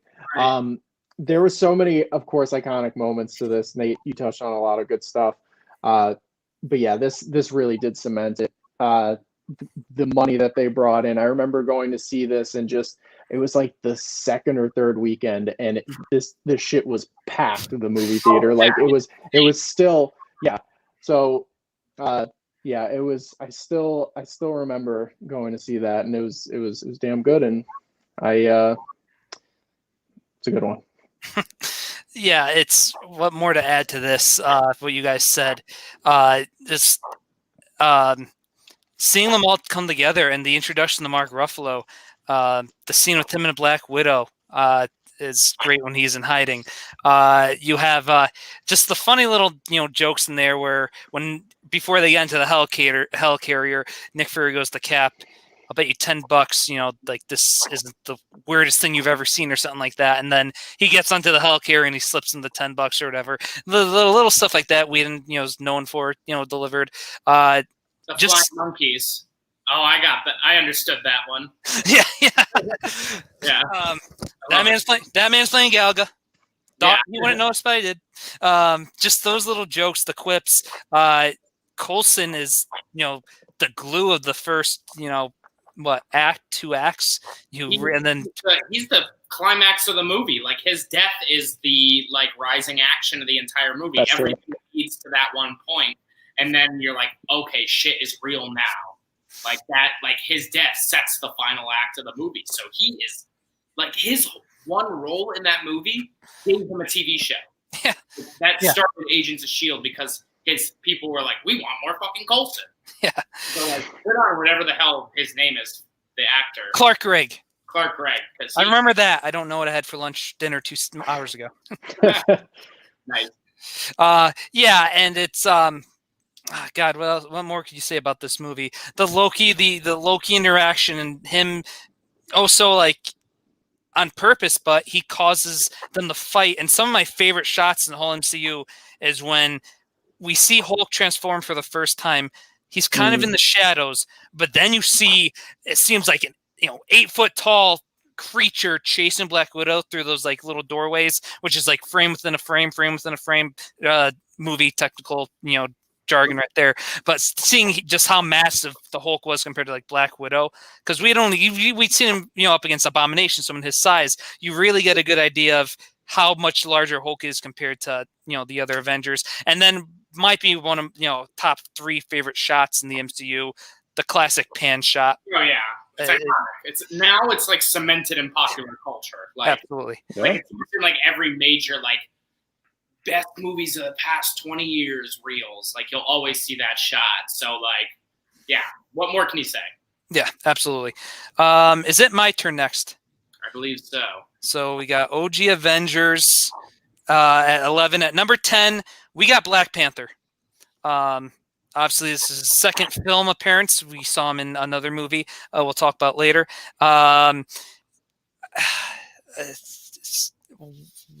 It's so tough to talk about this movie because of how big it was, not only in the MCU, but and not only in like comic books, in film. Right. What this movie did. And it's Chadwick Boseman, who I had only seen in 42, and I thought he played Jackie Robinson very well. So I knew of him, and to see, we saw him in that other movie, and then we see him in this, and it's just, do you talk about casting in the MCU? I remember like when we were getting all the news, seemed like every day, this actor's in Black Panther, this actor's in Black Panther. Like that whole cast up, you know, top to bottom is just incredible. Insane, yeah. Wakanda, to finally see, you know, the best of Wakanda up to that point. The fight scenes, like when he's fighting M'Baku, and then when he later fights, you know, Killmonger, all their fights, you had, you know, David Coulier does kind of like a heel turn with the rhinos, and Claw was great. Martin Freeman was, his character is awesome. You had Shuri. Like, I'll let you guys talk more because I feel like I won't stop talking about this movie.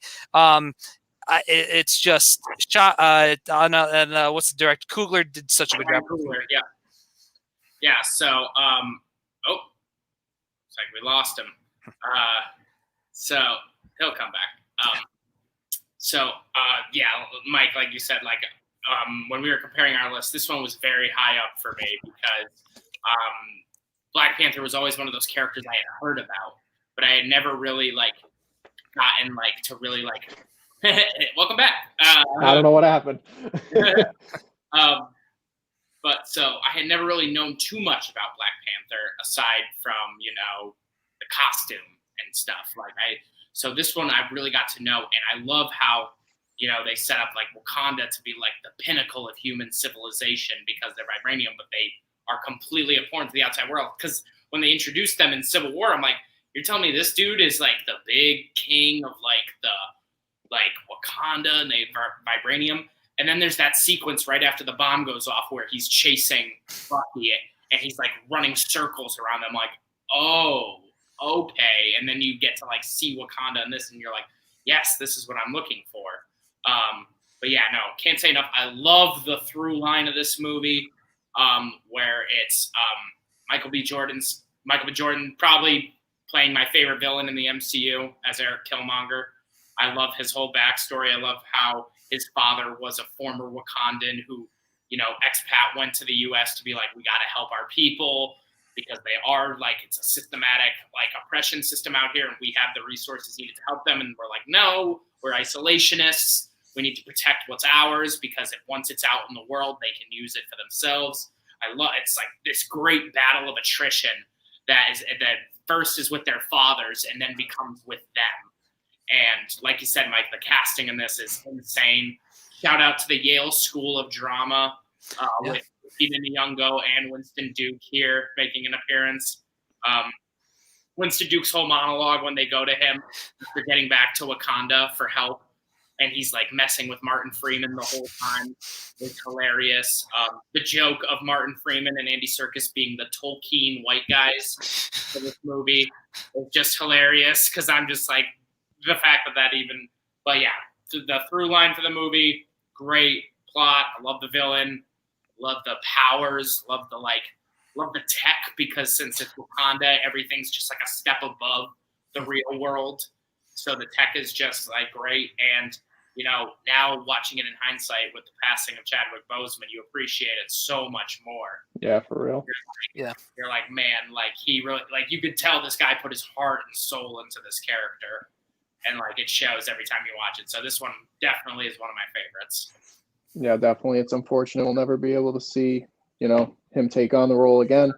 But yeah, I mean, you guys obviously touched on the movie stuff. This, I mean, as a white guy, I can't really truly relate, but in Black culture, this movie was like so important for kids and stuff. And just, I remember when this movie came out and just the amount of like videos we'd see of like kids doing the Wakanda Forever and how like much it meant. It's so like vitally important in that aspect. And yeah, just really, really cool movie and really powerful for, you know, what this movie did. Yeah, absolutely. I think I got the next one, if I'm right. Yeah. So moving on to the number 9, making our way to the single digits, Captain America: Civil War. So I remember watching this movie with Mike. He has his own opinions on this one, but I remember very vividly marking out at this movie with the introduction to Spider-Man. You know, again, this is where we met Black Panther. This is what's his name in the beginning? Crossbones. You know, that character got some time to shine and lose, I guess. We saw Wanda's true power and how she, you know, still was kind of unable to control it, and you know, the politics that went into the story, and then the two sides battling. The storytelling was great. I mean, it was it was a Captain America movie, but it was really an Avengers movie. Like at the end of the day, there's so many different pieces to this. You know, there's so many different, like, there's so many movies within this movie.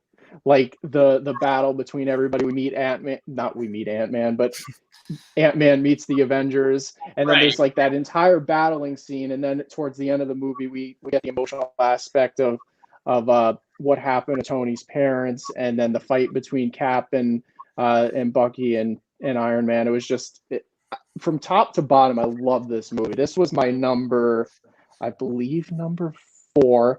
Yep. This is one of my favorites. And again, in terms of being a Spider-Man geek, this I remember sitting next to Mike, like hitting his knee, like marking out, and then because when they show them going to New York, yeah, there's so much good humor to this movie, so many amazing moments, and yeah, this is another thing that catapulted us into the Infinity War, which you know, we'll obviously get into that in a bit. Yes, yeah, I love this movie. It's my favorite of the 3 Captain America movies, but like you said, Mike, it's barely a Captain America movie. It's Avengers 2.5, as people like to call Literally. it. And once again, you know, I love Bucky. I love his character. So to like see him get even more spotlight in this, when I thought way back when, like even after Winter Soldier, I was like, what else can they do with Bucky at this point? And what do? They make him even more integral to the story in this one. Like he's the linchpin of the entire story. Right. And like we will touch on the one glaring like blotch on this movie, which is Helmut Zemo's like whole arc. It's just like he's sort of ham-fisted in there to be the like de facto bad guy. But one of my favorite parts about this movie is T'Challa is so disconnected from the issue of Tony and Steve hating each other that if he weren't at the final mission, Helmut Zemo would have gotten away, and like his plan succeeded because they started fighting each other. The only person who thought to go after the guy who orchestrated all of this was T'Challa, because he didn't give a shit about Tony and Cap's issue. He was the only one on the outside looking in. Meanwhile, their whole thing is taking over all of the Avengers. Like they can't even do stuff unless they're fighting each other. And like we got all those fun fight scenes, the Berlin airport scene, we get Spider-Man's introduction, we get Scott going giant for the first time. Yep. We get I think they hinted in this Steve T'Challa fight, which I know a lot of people are bummed we're never probably going to be able to see. because I don't know if it was in the Black Panther comics, the Captain America comics, but I think one of the first times Black Panther's introduced, Captain America finds him and they like get into a fight, and Black Panther beats Steve and is like, I'm not going to kill you. You're a worthy foe, but like I have you beat. And so like I would have loved to have seen them like got into a scrap, but the fight scenes we got were so great. Love this movie. Can't say no. So I'll start off with why this movie came out at the same time, the same year as both BVS, which obviously Batman vs Superman, and Daredevil season 2, where we got Punisher and Daredevil. One of my biggest things, I don't like heroes fighting one another. For me, it's like that's what villains are for, and I thought it was kind of petty, the whole thing where I think it just goes to the fact that, like I just said, I really don't like heroes fighting each other, and how that was kind of like the driving force, and how it was like Zemo was it was part of his plan, but I thought Lex did it better in BVS, how he got those two to fight. But that being said, like Mike, absolutely, that's the best part in that film for me is the introduction. As soon as you see Tony goes, I got a guy, and then Queen's blast on the screen, like that's one of the best movie theater moments ever. And we got to see Tom Holland for the first time, Black Panther for the first time. We got more seeds of Wanda and Vision, which I love them just being Wanda and Vision together. So it's like there are some great moments in there. It is cool, and I love how the introduction to Ant-Man to when he meets everyone. It was like, who was it? Was it Falcon or Cap's? Like, yeah, we have this guy. He's like wound up on coffee in a van, so who knows? Like, and he comes out, I was like, oh my god, Cap, you're awesome, and then and you're awesome too. And like, there was some good moments, some awesome comedy in there. The Russos are good at that. You had Hawkeye saying, played golf, played 18. Shot 18. There's good. It does feel like a comic book movie, but I would have rather and hindsight being 2020, it does create great setup into Infinity War and Endgame. But I think it's just that old school like comic guy fan in me, where it's just like I want to see the heroes working together. I'm all for creating tension and creating that kind of drama, but for me it was just a little too much, as cool as the airport scene is. But that's where I stand on that. It's All right, fair enough. I think this is me, right? Yes. All right, so big shout out for our number 8. Somewhere Brandon Brush is cheering very loudly because we are talking about Captain America 2, The Winter Soldier. Yes, so this was, I think, the farthest parallel you could get from Captain America 1 in terms of how to do a Captain America movie. You have Golden Age Cap and Cap 1, fighting the Nazis, doing the good fight. You good old American boy. You do it, Steve. Now you got present day espionage. You have your brainwashed best friend is a Soviet killing machine who is part of an elite assassin program. He's been, just like you, on ice for literally 80 plus years, being taken out strategically for these different assassination hits. And not only do you get the great dynamic between Steve and Bucky, you get S.H.I.E.L.D. completely disseminating. Now, for those of us at the time who were watching, Agents of S.H.I.E.L.D., the TV show, was going on at the same time. And one of the things I loved about this movie was the crossover it had with the show, because it went so well together with the collapse of S.H.I.E.L.D. being with Hydra integrated straight into that show. It made the collapse of S.H.I.E.L.D. feel so real and so like, oh my God, this is a huge setback for the Avengers. Like, what are they going to do without S.H.I.E.L.D.? Like, where are they going to get their tech? How are they going to be protected, And like I said, it did what a lot of, what was the other one we were talking about? It was grounded. It was gritty. It was Falcon Winter Soldier. In your face. It felt like a war movie at times almost. Like it was just great. And the action sequences in this are some of the best. Yeah, definitely. the visual of the helicarrier burning as it falls into the freaking Chesapeake Bay is just fantastic. And so, yeah, I just love this movie because it was such a hard, like, modern, gritty take of Captain America and made Captain America fucking, instead of, like, the hokey, like, your grandpa's favorite superhero was like, nah, this is, like, 2020 or 2015 Captain America real time. Like, love it. Yeah, I like it. Go ahead, Mike. Oh, sure. Yeah, without adding much more, it's like you said, it's probably the best grounded Marvel property yet so far.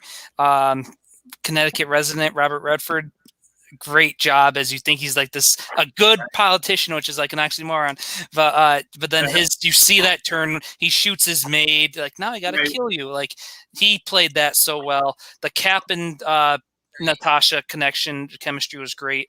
I love how you brought up the Agents of S.H.I.E.L.D. because I was watching that show probably until like season 3-ish, but they brought in like Bill Paxton, right? Who was like a S.H.I.E.L.D. guy, but he really a Hydra guy. I thought him and Ward and Coulson, and there's the other guy, Trips, I think. Like, the Agents of S.H.I.E.L.D. show was pretty much felt like, awesome. Like, I can't wait to the movie. This is like perfect setup. And I'll just give a shout out. Hi, honey. I love you. He's in Nevada right now, so. So yeah, it's how they're able to connect Agents of S.H.I.E.L.D. when they tried making that part of the MCU was good. And yeah, it's just the Cap Bucky stuff. On your left, if we don't have that line, how less epic? Well, it's probably still epic, but how the scene in Endgame, so you have on your left. Yeah, I love Steve's list of like Nirvana, the Beatles, and all those pop culture things he's keeping track of, which comes back in Falcon Winter Soldier. So yeah, without not much more I could really add to you guys, because Mike, I just want to point out Ozman's comment. I like that it showed Black Widow became more humanized. I will agree with that, because this is the first movie that I actually cared about Black Widow. I know she had only really appeared in Iron Man 2 and like Avengers up until this point. But this was the first movie that made it feel like, oh, there's like a character there. She's not just the stoic assassin who just like, wears the tight leather bodysuit. Like, no, she like, there's a story there. And it made me care about Natasha for the first time. Yeah, that's a very good point, Ozman. Yeah, so with that being said, our next is our second TV Disney Plus show entry, Loki. And boy, so about this one. Same. I didn't being excited for this my hype level was so huge for this show. And I'll say right away, this whole series I was in all the way. I liked episode 4 because him, you get to see him and Sylvie, and I thought, I'm all about building relationships, character building, and I thought that really gave us more to Loki backstory. It introduced Sylvie. That's pretty much her origin story, a good chunk of it. Their interaction on getting on the train, and we talked about a second Danish reference. If Reddit was wrong, right, and who knows if it was, when Drunk Loki's singing on the train, that's like a Danish folk song. Hey, Riley, are you still watching this? Because if you are, you told me what that was. So she actually figured out what that song he was singing was. Okay. And had told me about it. So maybe, honey, if you hear me saying this, text me whatever that was. But yeah. Because I didn't see much. Reddit just like, it's a Danish folk song in Norse mythology. I'm like that, so that one, because I'm 25% Danish. So but yeah, just going back to Loki, it's just him and Owen Wilson, great. Once again, Marvel just casting like it's nobody's business. I'll go straight to it. What WandaVision did, everything with WandaVision and Mephisto, which he's still coming. I truly believe that. Falcon and Winter Soldier, there were rumors that Omega Red was going to show up. I was so torn when it came to before watching episode 6. Are we going to get King? Because all the hints are there. Easter eggs aplenty, not just King, but just so much throughout this series. I was like, are they going to do it? And I wouldn't be mad. I would have been happy either way because it just would build up more hype for King. We knew he was coming because of the casting of Jonathan Majors. So when we finally get that reveal, the door opens, and like, because I knew the casting, I'm like, God dang it, they did it. And even if he wasn't King, he was a version of King, a variant of King. People are saying almost like Immortus. If you look up Immortus in the comics, Nate, we talked about it before we went on. The colors were still King colors. Also, Immortus, he had those similar robes. And then my last thing, because I don't want to take away too much, but just old man, the classic Loki. I'll end with that. So I will say this one, I'd say was my middle of the two. Danish. This was my middle of the TV series. I love them all, so it's not even really like I can rank them. It's just like, which one do I love just a little bit more? But once again, whoever Kevin Feige put in charge of this, give them a effing raise, because these people know how to serialize. Because that was one of my biggest worries. I was like, are they going to be able to adapt to a serial drama procedural of, showing this content? Because we are so used to the big budget 2-hour blockbuster movie Marvel formatting. Can they translate that to the television without making it feel like just one giant dragged out movie? And oh my God, they've proven with each consecutive show that they can do it even better than they did before. So not only do we get Loki, who's been a fan favorite character since his introduction, who people always wanted to see his own thing in. We get that. We get Owen Wilson as Mobius. Like, I knew who Mobius was, and I was like, that is weirdly brilliant. Like, whoever came up with that idea. The TVA, who I had never even heard of the TVA as like a concept before. I thought, great time. They've been talking about how Loki and all this is setting up Multiverse of Madness, all that stuff. So I'm sure they'll have some sort of, tomfoolery. And then we get the whole variant thing with Sylvie. And I'm like, oh my God, now I'm caring about a Loki love story. I'm like, this one guy who I thought could never love a thing, he was always this Machiavellian villain who didn't care about anything. It was always about his own power. Now all of a sudden he's like, and I will say, this will be my final thing on this. I love Loki, so much I could say, but I'll leave it on this. My favorite, I was waiting for this, when he forces him to watch his life plays out after the thing, and he literally watches as he gets killed in front of Thor, and he just is immediately because we forgot that this series takes place right after the end of Avengers. So we're getting classic evil villain Loki right off the rip. He's immediately confronted with his mortality, and all that stuff he ever cared about is all of a sudden worth nothing, because he realized it got him nothing. And the only thing that ever brought him happiness or joy was, sharing that with his brother, with his family, with his mom, who he didn't get to spend time with, who he had to confront. He was the reason of his death. So I loved that this was just like an open the guts character study of a character that we had pegged as the villain of all time. Now all of a sudden he's everybody's favorite anti-hero. So love this show. I've said enough. Yeah, totally. You actually worded that really, really well. A gripe that I had with the show, and this is the only thing I had a gripe with.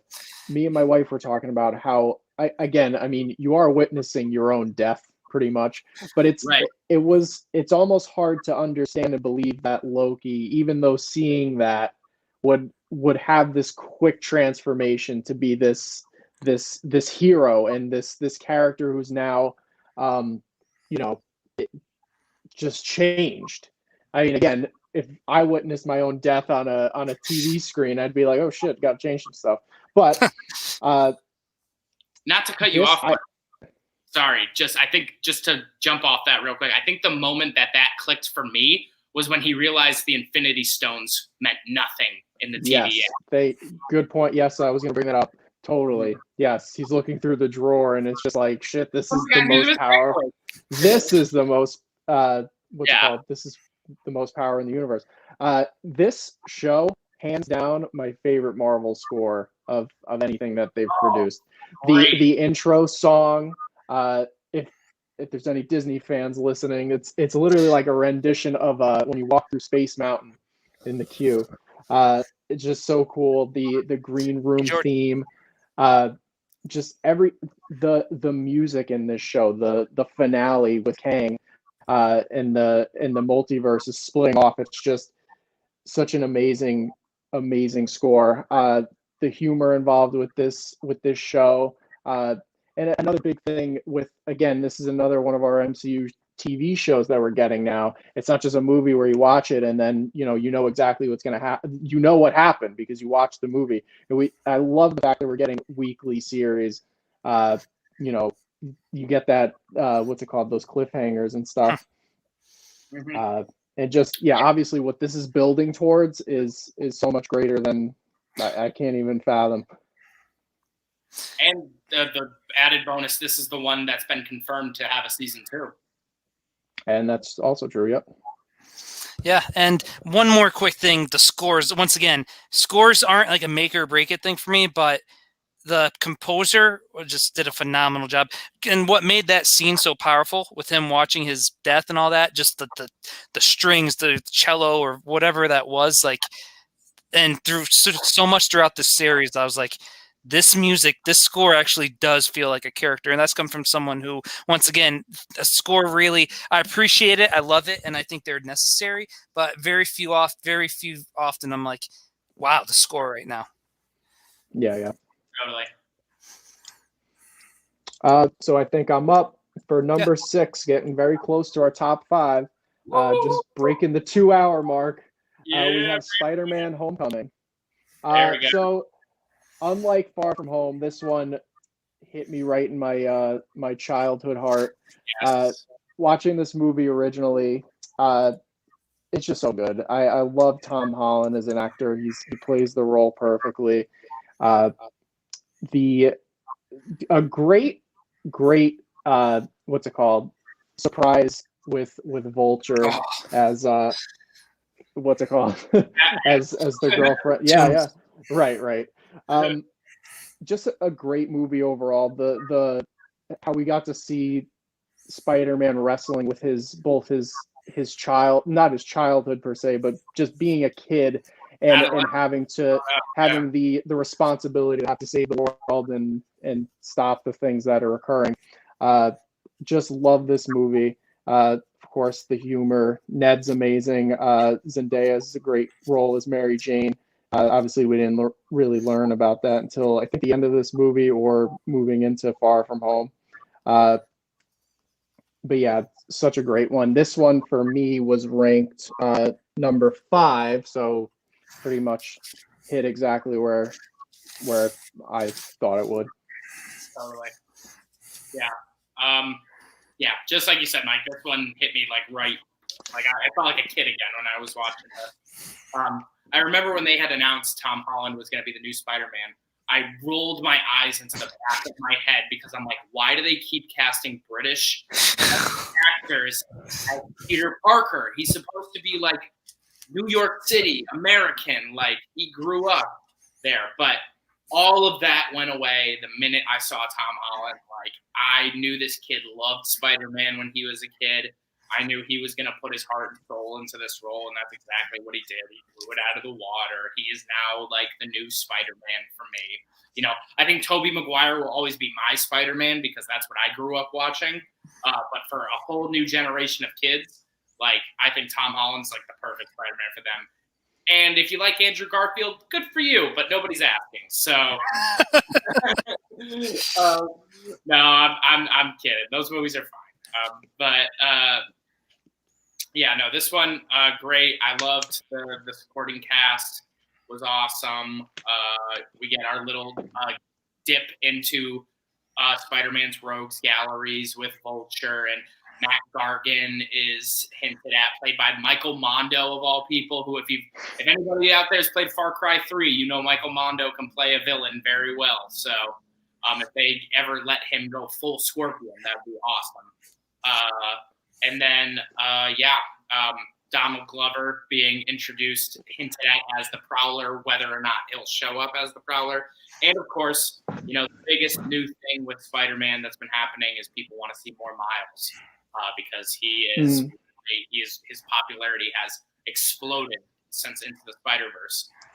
So the eventual joining of him that's set up into so much little breadcrumbs of Spider-Man lore are spread throughout this movie, which I think a lot of people were worried about because we knew we weren't getting another origin story. We knew we were going to get Peter after he had already been Spider-Man a little bit. But the fact that they were able to cram so much good Spider-Man stuff into this movie in just 2 hours, great reintroduction into Spider-Man. Can't wait for the third one. Agreed. So I kind of made my notes. I wrote them down in advance because everything you said, you guys are right. I think Andrew Garfield was a very good Spider-Man with the quips. Tobey Maguire might be the greatest Peter Parker out of the three. And then I think Tom Holland is a great amalgamation of the three. Yeah. Michael Keaton's my favorite actor. So to see him as the Vulture and that twist, and plus, Watts was like James Gunn when it came to the soundtrack.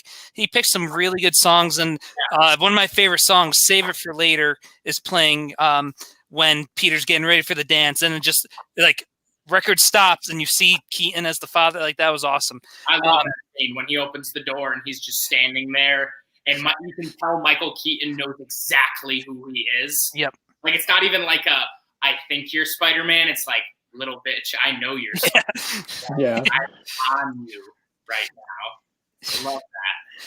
And then last night, I was just they paid homage to one of the greatest Spider-Man covers of all time, ASM 33, when he's classic Ditko cover. He's under all the rubble. And how they did that in the movie where he's telling himself, come on, Spider-Man, you got that's another top 10 moment in the MCU, how he's able to get himself free. Yeah. And Michael Mondo, I knew him from, Breaking Bad, Better Call Saul. So it was cool to see him, him in the post-credit scene. It's this movie's great. All right. I think is that me? I think so. Okay. Yeah. All right. I think I'm breaking our top 5. Is that correct? I believe so. Number 5. All right. Let's see if I can get to it. Bing, bang, bomb, boom. Bing, spang, spam. Fing, fang, foom. Breaking into number 5, probably with a movie that, completely blew people's expectations out of the water, Guardians of the Galaxy. I think everyone can agree, even if you were a comic book fan, you knew the Guardians were a very untested commodity. They were very new. They had only been around for, I think, maybe 5 years by the time this movie was coming out, if that. And Mike, I'm probably call me out at any time. So they've had different iterations without, pretty much they were in the 80s, but it was the only same member was Yondu. Right. So, but then they kind of the book didn't sell and that it ended. What they came out and I forgot how short compared to when the movie came out, but the Annihilation Conquest, which is an awesome space epic Marvel series, that's when this lineup of the Guardians was introduced. So I think to your point, that was only around for a few years before Guardians came out. Right. Yeah, I think that's what it was. I think it was that specific lineup because I think they wanted that very oddball, eclectic bunch. They wanted that very it's the ragtag group, coming together with all their differences and all their idiosyncratics. To form this very hilariously fun-loving team, and what I can't think of a better opening sequence in any Marvel movie with Red Bones Come and Get You, which never had heard that song in my life. Really? Before I saw this movie. I have not stopped hearing that song since that movie. Yeah. Whoever's a band member in Redbone, y'all need to call James Gunn and pay him $1 million because he single-handedly revived your guys' career. Soundtrack of this movie, insane. The awesome mixes, brilliant idea to have it be he was taken in the 80s, so why not just make it a 70s, 80s mix of songs? it makes total sense, and it's on the cassette. Like all this like somehow pseudo future retro vibe this whole movie has going. And then it's like colorful cast. You get introduced to Rocket and Groot, who now is like this like, pop culture icon. Vin Diesel literally got paid millions of dollars to say "I am Groot," and it's fantastic. I can't even think of Groot not being Vin Diesel now, even though like it's not even really Vin Diesel. Exactly. Yeah. No, it's a jam, and so like everything with this movie: cast, soundtrack, story, villain, Lee Pace killing it as Ronan the Accuser. We get our first Infinity Stone being used as like a weapon. Very like we see the ether sort of get used, and the Tesseract like sort of get used for what their purposes are, but the Power Stone is just straight power. It's just fighting. So we get that like open scale, and then like the comedy is just check. This movie checked all the boxes. It blew everybody's expectations away. It's made the Guardians household names. Like props to the team who put this one together, because this one's amazing. Love it. Yeah, shout out to Guy Fortune and Press Little Defects. It's my number 2 guy. It's this movie. Nothing will beat when this movie came out. And the classic story for Guardians was my dad was saying, Dave Bautista, a tree, talking raccoon, and the guy from Parks and Recreation, and Zoe Saldana. And Zoe Saldana, who was still, getting her career started. Like, how is this, Mike? I saw it before my dad, because usually my dad and I will see the comic movies together. But I saw this with a buddy, and I remember coming home and was like, Dad, you need to see this. This is our. I remember seeing it and like telling immediately everybody. I'm like, any reservation you have about this movie, forget it. Like, you will love this. I have never met somebody who has a bad thing to say about this movie. No, and it's like you said, the soundtrack, Lee Pace, good villain. The Collector, we got the tease at the end of Dark World of them dropping off, the ether there, and but then you see like that whole scene, and Benicio del Toro just talking about the origin of the Infinity Stones, and that whole scene where they unleash the Power Stone and everything just goes crazy. And John C. Reilly, played that great member of the. You had Glenn Close was the head of Nova. That also lays the seeds for hopefully Nova one day. And it's dance off, and like I had never heard of the 5 stair steps. Ooh Child, but the scene with the dance off. That's one song I never heard before that movie. But growing up, my dad introduced me to a lot of those songs growing up. That's why the soundtrack works for me. Even though I didn't know Redbone and that song, I knew a lot of songs on this, and I was like, how are these fitting so well? They're all meshing so well. The introduction to Yondu, it's Rocket and Groot, and going into that movie, do you think you'd be shedding a tear for the words "We are Groot"? Like that moment alone, and and once again, you got wrestling fans, Batista. Like I'm happy for him, because the state of wrestling right now, and he's really developed into his role as an actor, and I think he's got such good comedic delivery, and this movie it's Star Wars, it's like swashbuckling, like Pirates of the Caribbean, it's comedy, it's comic books, it's everything I love. So that's I'm happy that's in our top 5 as well. Yeah, definitely. James Gunn does a great job of making us love misfit characters, for sure. Yeah. Is it me? It's you. Awesome. I'm happy I get to introduce this one. My favorite of the Disney Plus shows, WandaVision. I've kind of already talked about how the MCU has made me care about characters I never really knew about or read a lot before we saw them on screen. This is happening, another thing that's right after Infinity War, and there's so much action going on when she's brought back at the end of Endgame, Endgame, I meant to say, you don't really see her grieve a little bit at Tony's funeral, but this show, and I was on board. I loved how the first 2 episodes feel like Twilight Zone, and well, mixed with like Dick Van Dyke and Bewitched. For me, those worked. Like, and then you get like the Brady Bunch episode in episode 3, and then at the end of that is when it really.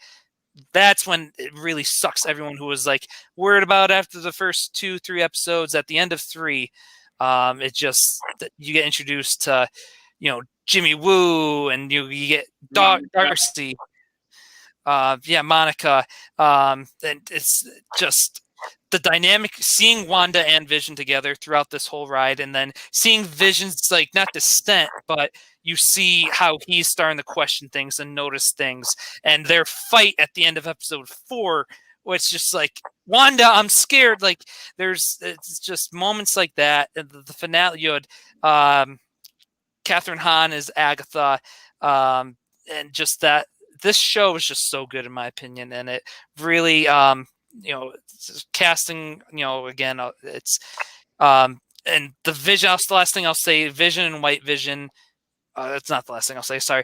Vision and White Vision. I thought that whole thing was awesome. I loved seeing how it built to getting and seeing Wanda's classic comic book costume. And even though we didn't get Mephisto, it still laid the seeds. I'm all in on Marvel, horror, and supernatural. And it's just character development with Wanda. I'm really stoked to see where it goes from here. Yeah, this show really, like, the emotion behind all of it, and the grieving process that Wanda's going through. It's really, it hits on every single aspect of the comedy behind it, the drama, the sadness. One of the biggest things was this was after Marvel signed a deal to get control again over the X-Men characters. And, we see the introduction of Quicksilver with, what's his name? Evan Peters playing that role. And everybody's like, what the fuck does this mean? That moment again. And as I mentioned, with both the other 2 Disney Plus iterations to the MCU, that left us on a cliffhanger. And every single week, the amount of like message boards and the amount of YouTube videos, Mephisto's coming. Like, it's just every day of the week was so cool to just, like, theorize with everybody about this show and what it was going to lead to. And Catherine Hahn, amazing. She was so good in this. Like every character, and Paul Bettany, as we talked about, just such an amazing portrayal of such a character that nobody really knew, or the finale, and then the end credit scene of her, what's it called, really using her power and being some wild stuff. And like, just seeing the trailer for this, I was like, all right, give it a shot. The first episode I was immediately hooked in, and then I think we got like 2 episodes for our first. It wasn't just 1 episode; it was 2. And I was like, damn, I can't wait to see more of this. And I remember this show like on YouTube and on just all forms of social media. A lot of people didn't dig this show, but then once you get past that 3rd episode and everything else, people weren't ready to like hold on for the ride. But when they did, it was obviously, this is widely revered as something like really incredible in the MCU.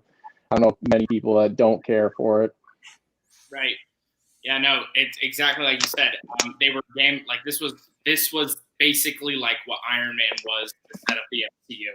Like, WandaVision was the test to be like, if this doesn't work, then we're screwed, basically making serialized versions of these stories. And what did they do? They blew it out of the freaking water, and people are like, make more Marvel TV shows. Like, and I think the thing that struck me the most about WandaVision is I would say it's ranked last in my of the 3 TV shows, but that has no bearing on like how much I love it. And the thing that I really liked about it was, I think it was released right at the beginning of 2021, like January of 2021. Yeah. And this was like, we were coming off the pandemic year. there was no Marvel content since Far From Home. There was just this vacuum of nothingness that we had been living in for months.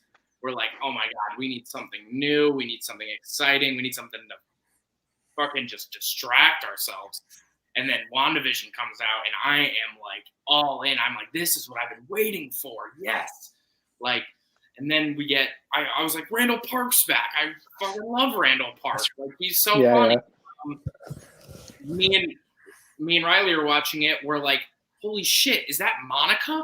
Oh my God, she's like an adult now. She's like, because they kept talking about her mom, and I'm like, wait a second, is that Randall? And I'm like, holy shit. And then and then my favorite, something I always love in superhero stuff is when they really want to showcase a character's abilities. And I think what this thing did was, as all of us have known for a very long time, Scarlet Witch is an extremely powerful being. Like, it has been said, like, they show it in a couple, like in Endgame, they show it in Infinity War. She's very close to killing Thanos multiple times just using her sheer like powers. And like this shows that she is on another level compared to like everybody else in the MCU. She is just like a step ahead. And like the fact, like when they were setting up Vision, I was like, Vision's like dead, dude. Like, he's dead. Like, how are they gonna do this? And the fact they were able to, yes, it is first a weird visualization that Wanda is creating in her weird memory bubble that she's created. And then we get the whole White Vision thing where it's like, I'm going to transfer my mind to you and you can choose to do whatever you want to do after that. And we're basically told, hey, there is a Vision out there with all the previous memories of the original Vision integrated somewhere. Whatever he'll end up doing, that's his call. But that's what I'll leave it at that. This show was amazing. It's basically cemented the MCU as being both a medium for movies and television. So the more the merrier. Yeah, totally. Yeah. Going into number 3, Mike, I'll let you take this one because it holds a special place in your heart.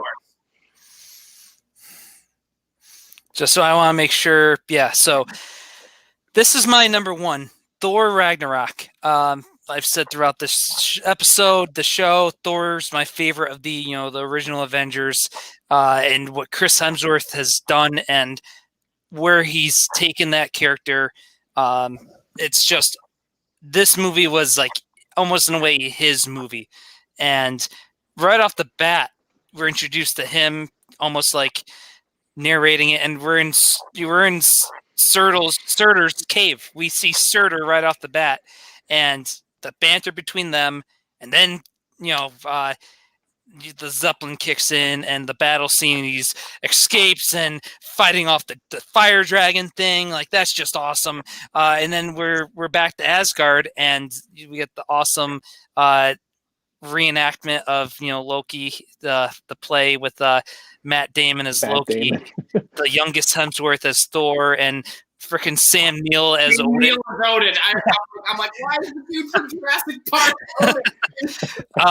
And just Loki as Odin, just hamming it up, with the grapes and everything. Oh shit! So you get all that, and then you get you see the post credit in Doctor Strange, scene with Thor in Doctor Strange, the Sanctorum, the whole bit with Loki, and I've been falling for 30 minutes. All that's great. And then you go back to Asgard, or no, they go to wherever Odin, Loki had sent Odin, and that scene's great. Odin and Loki and Thor, the father's 2 sons, and that's an awesome scene. And then we're introduced right after that touching scene. We get Hela into the mix, and Cate Blanchett. Once again, we drink every time we praise Marvel casting. And not only was she great as Hela, they gave Hela classic Jack Kirby costume, the crazy helmet and everything, the green and the black. This is just for a comic book fan, and just those kind of nods. Just you get so many deep cuts from Thor. You get the Fenris the Wolf. You get Scourge. And the comedy's great. Jeff Goldblum. So we had Sam Neill and we have Jeff Goldblum. Who else could play that role after seeing him? Right. And just the whole stuff on the car. You get Valkyrie, Taika Waititi as Korg, and it's once again I could keep gushing about this film, but for me, like people say, the comedy kind of takes away from like Ragnarok, which is the apocalypse for Asgard in Norse mythology, but it just works. You have Mark Ruffalo's great in it, Hulk's great in it, him and Thor together, where they advertise this as a buddy cop movie with those two, and then you bring in Loki into the mix. You flesh out Loki more, and the Zeppelin kicks. Like this is a classic scene with Thor and Odin, and it's like when, what do I do? He goes, I don't have my hammer. Where you got enough hammers? No. And then it's just like you see the awesome Odin Force lightning into Thor. The Zeppelin kicks back in, and just another classic. Like they took a Jack Kirby panel, they brought it to life. They did the same thing when Valkyrie's talking about how Hela took down the Valkyries. That epic shot, like once again, like I could go on and on about this movie. This is just action, comedy, mythology, character development. It's just awesome. Yeah, for sure. I knew Mike, like this was going to be your number one from the beginning, and having watched this recently, my God, is this thing amazing! I absolutely love this movie because I think the greatest part about this was going into this, people had such low expectations for Thor as a character. It's not that people disliked Thor 1 and Thor Dark World, but by the point this was coming out, every other superhero had taken like a step up in their movies and like taken like this new thing, and Thor sort of still felt like it was down there. So we hear, oh, they're bringing in Taika Waititi to direct and write it. And if you knew anything about Taika Waititi, you were like, what? Really? Like the guy, the funny guy from New Zealand, like what we do in the shadows, like that dude. And then, like you said, Mike, that intro where Thor's narrating, it immediately felt like we were reintroduced to Thor. Like this wasn't like the campy classic, like another.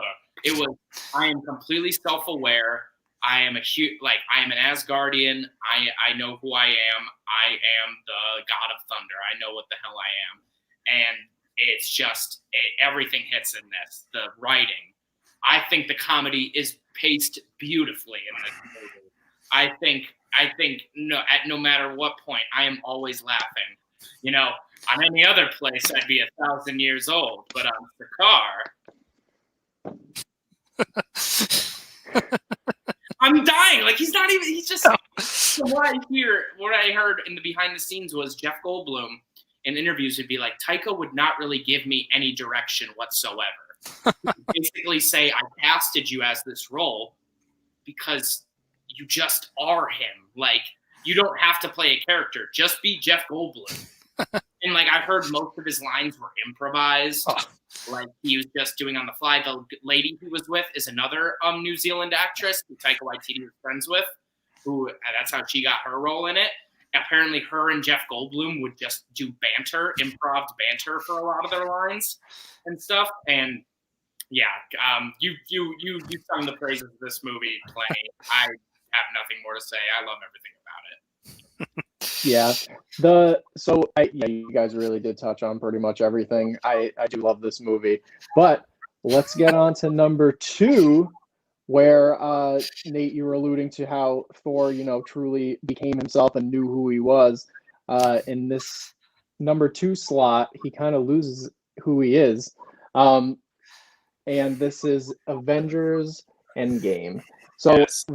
The biggest thing that I think about for this movie is the build up to it and the masterful way that Marvel somehow either paid people off or just had to murder people, who the hell knows, to keep this movie a secret. Right. The amount of theories that were going into this movie were wild. And we all heard, I'm sure everybody heard a rumor about time travel and stuff, but what we got was so much better than just time travel. From start to finish, I saw this on my bachelor party in Vegas with my groomsmen. So that was a special experience in itself. You know, getting to experience this movie for the first time with you know, people who you really care about and like are so in love with these movies. And again, you're just coming off of a year-long, like, what the fuck just happened at the end of Infinity War. You know, and you go into this movie and Iron Man is, you know, moments away from death, and Captain Marvel, again, as I mentioned earlier while we were talking about that movie, you know, so that movie was integral into, you know, needing to understand who this character is and how powerful she is, and she saved his life pretty much. And then he gets off the ship, and you know, he sees Captain America again for the first time since Civil War, and the, you know, just the descent between the two of them, and the, you know, all of that. And this is a 3-hour fucking long movie. I could literally break the entire thing down for you. There's so many incredible, hilarious moments. There's so many incredible emotional moments. You know, there's so much that could be said about this movie, but it's easily like the most fun I've had at a movie. I think, like, just again, the build to it, and then finally seeing like the things that were paid off, and just the amount of fan service. Like, it was just an absolute like masterpiece in movie making, and just overall telling a story, and crown the crowning achievement of ending the stories of Iron Man, Captain America, and all these other different things. It's, you know, I think it definitely deserves this place in the top 2. For sure. And I think you hit it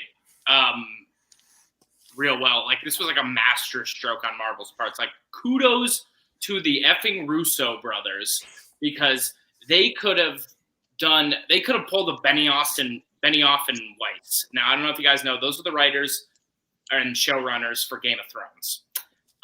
They were pretty much responsible for writing and directing most of the last season, which, if you know anything about Game of Thrones, did not go very well. Like, there were like 2 good episodes, and the story basically went off the rails towards the end and was very jarring, and not a lot of people like it. Like, there's some people who are like, I don't hate it, but like, I don't love it. Like, it's not one of those things where like you want to hate it. It's just sort of like, ugh, it didn't really end the way we wanted to do it. These guys managed to please everybody, and I don't know how they did it, but kudos to them. The hype around this movie was insurmountable. I don't remember hype around a movie being this big since like Revenge of the Sith. Because or when the new Star Wars was coming back, like, because people had, like, after Infinity War, they were like, oh, we need everything to be tied up in this movie and everything, and we need to have it make sense and pay it to the fans well. And oh my God, did they? And oh God, I gush over this movie every time.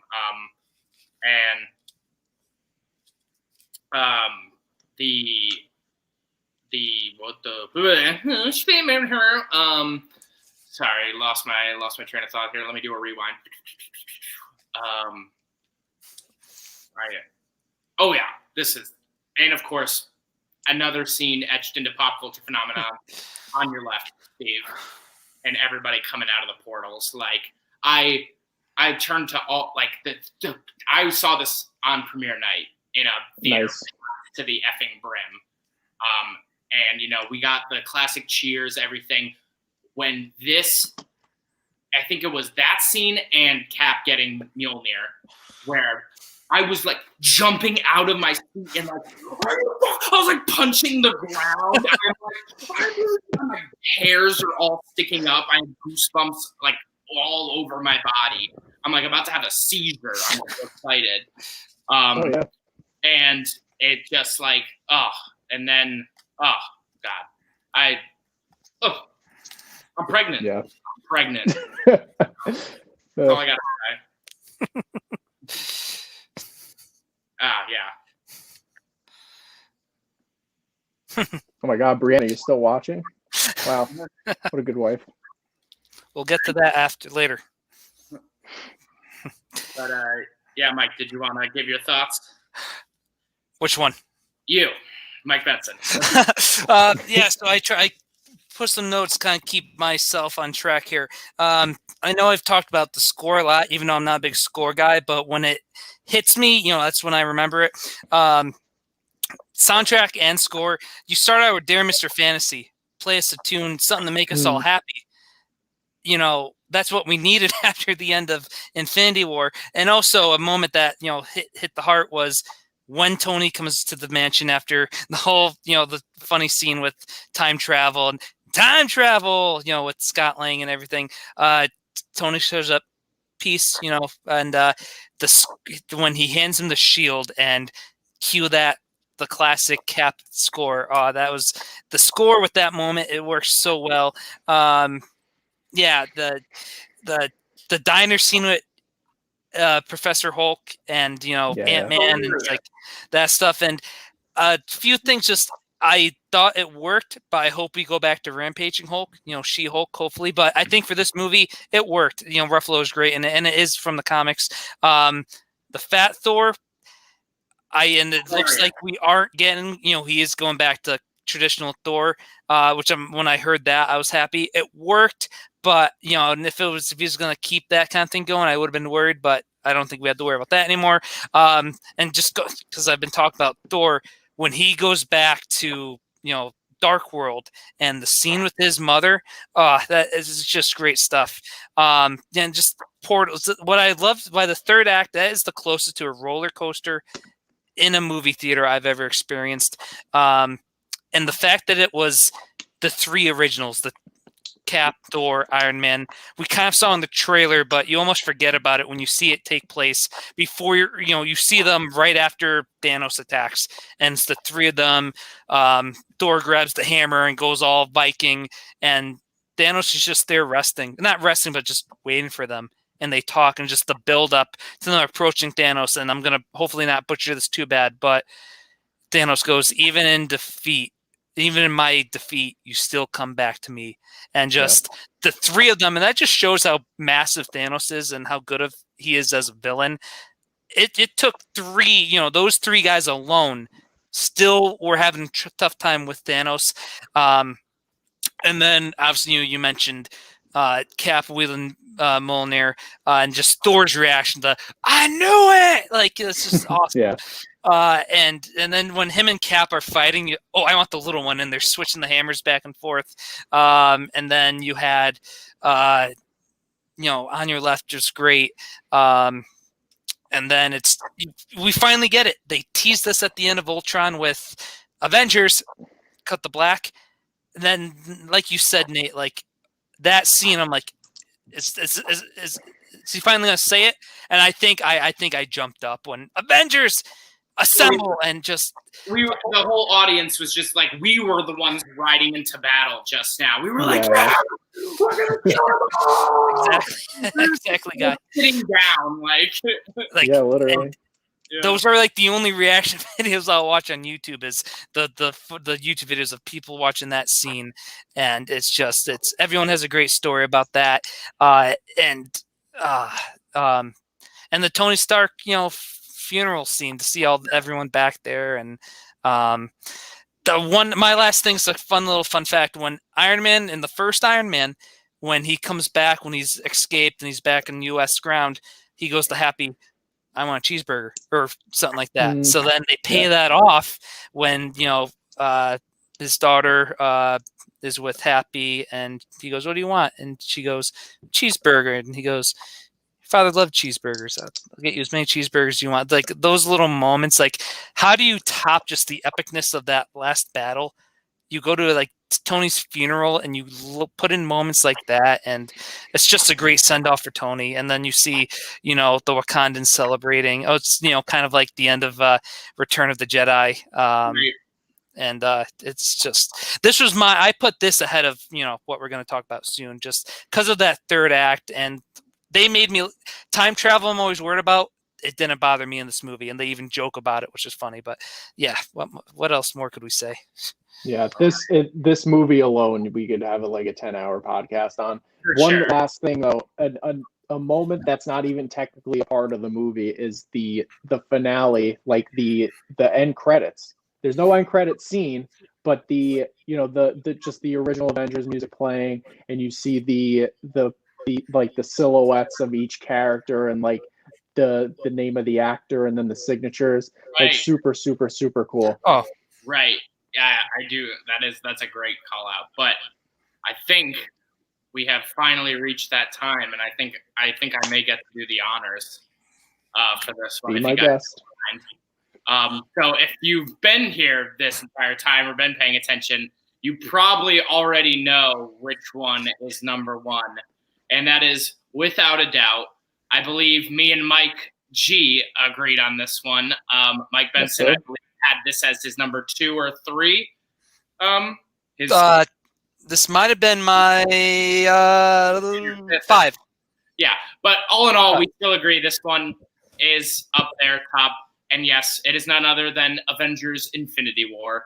The one that this is, to me, the modern day Empire Strikes Back.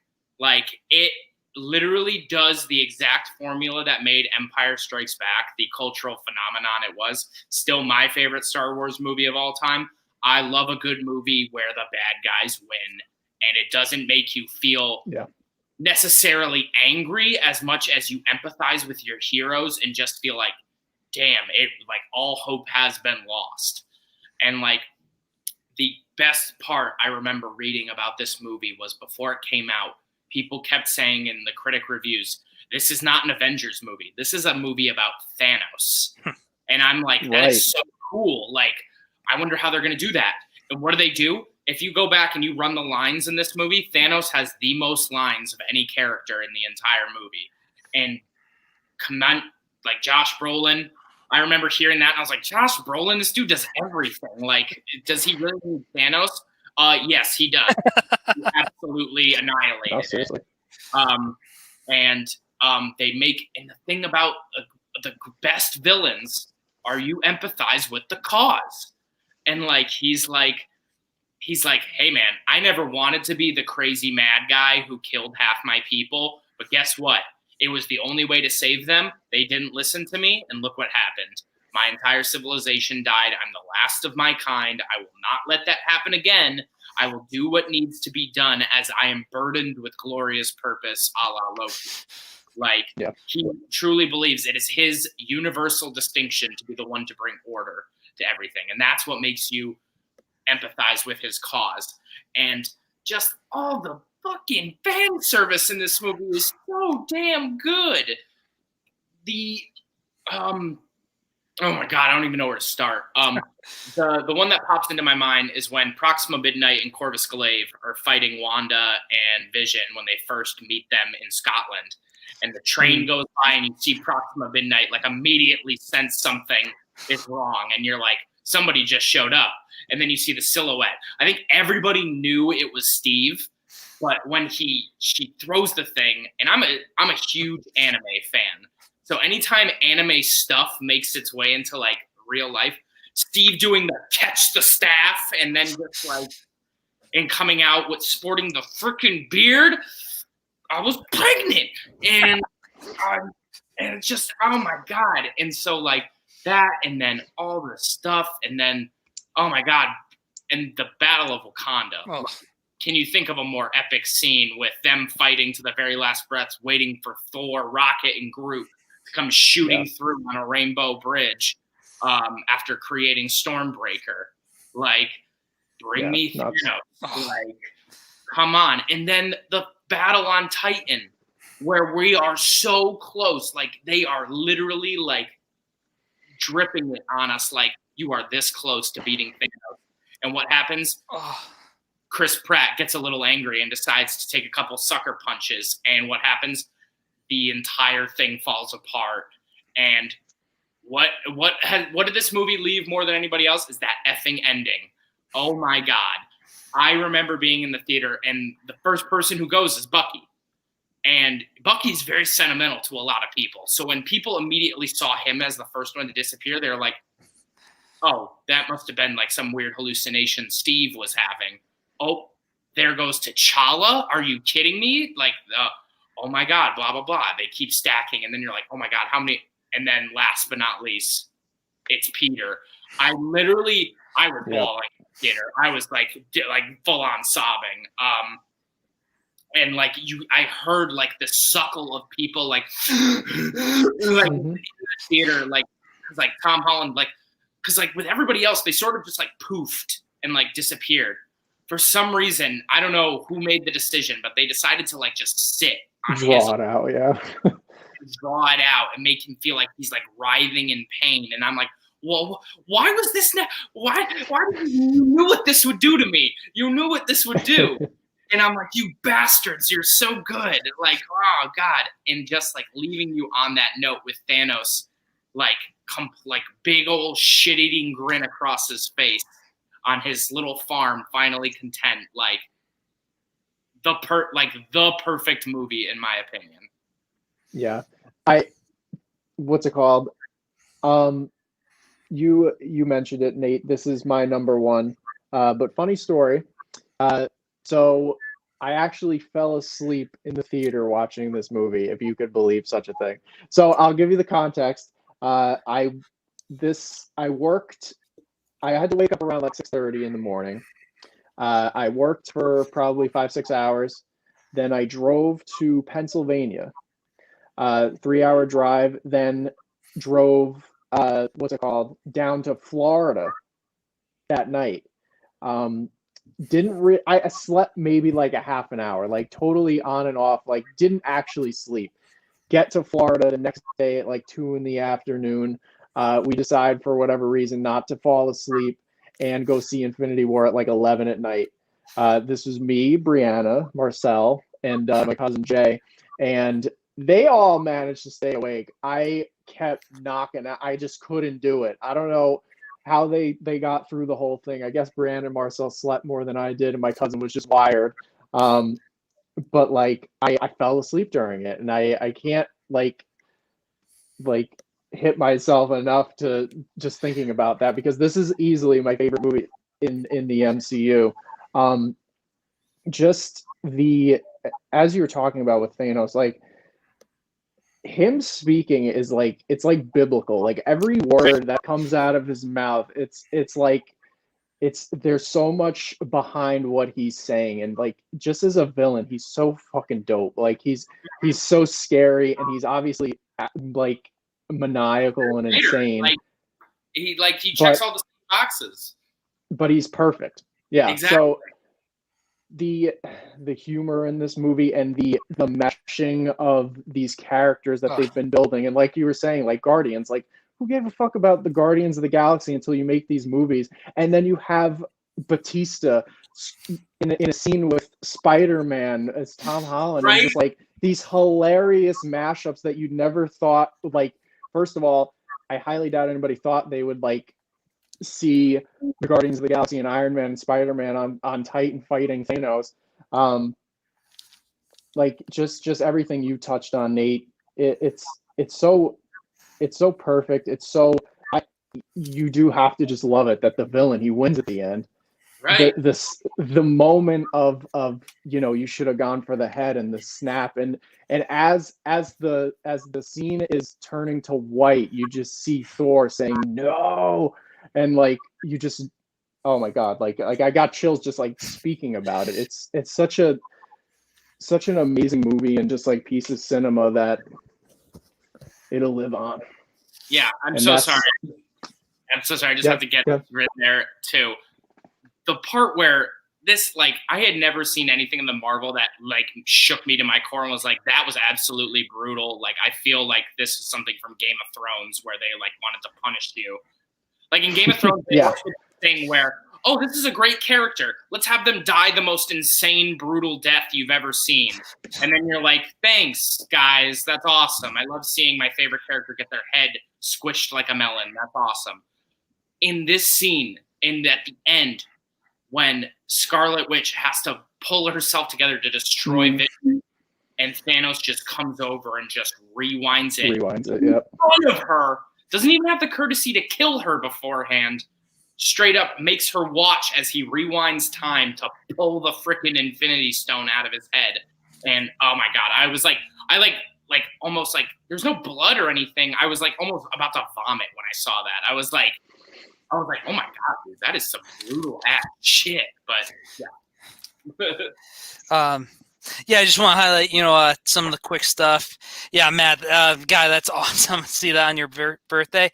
And then, nice. Yeah, the Thor and Rocket and Groot, E-Tree, and, the Forge, that was awesome. You see Groot sacrificing part of his body. Peter Dinklage was great as Itchy the Elf. And just the creation of Stormbreaker is just epic. Just when the bad guys win, that's awesome, and it's not easy to pull off. And God dang it, they did it. And then I was gonna say this, and then Ozman brought it up. His spider sense. That's why I don't know if anyone from the movie came out and said that, but that was one of the first things I saw on Twitter, and I do have a story about that. But people were like, Peter felt it first. Everyone else was just like, poof, like Nate said, like, Mr. Stark, I don't feel so good. Was that spider sense? We saw it in the beginning, when he's on the school bus before the invasion, so that could have been his spider sense. I texted Nate about this, so I actually went to Southern that weekend.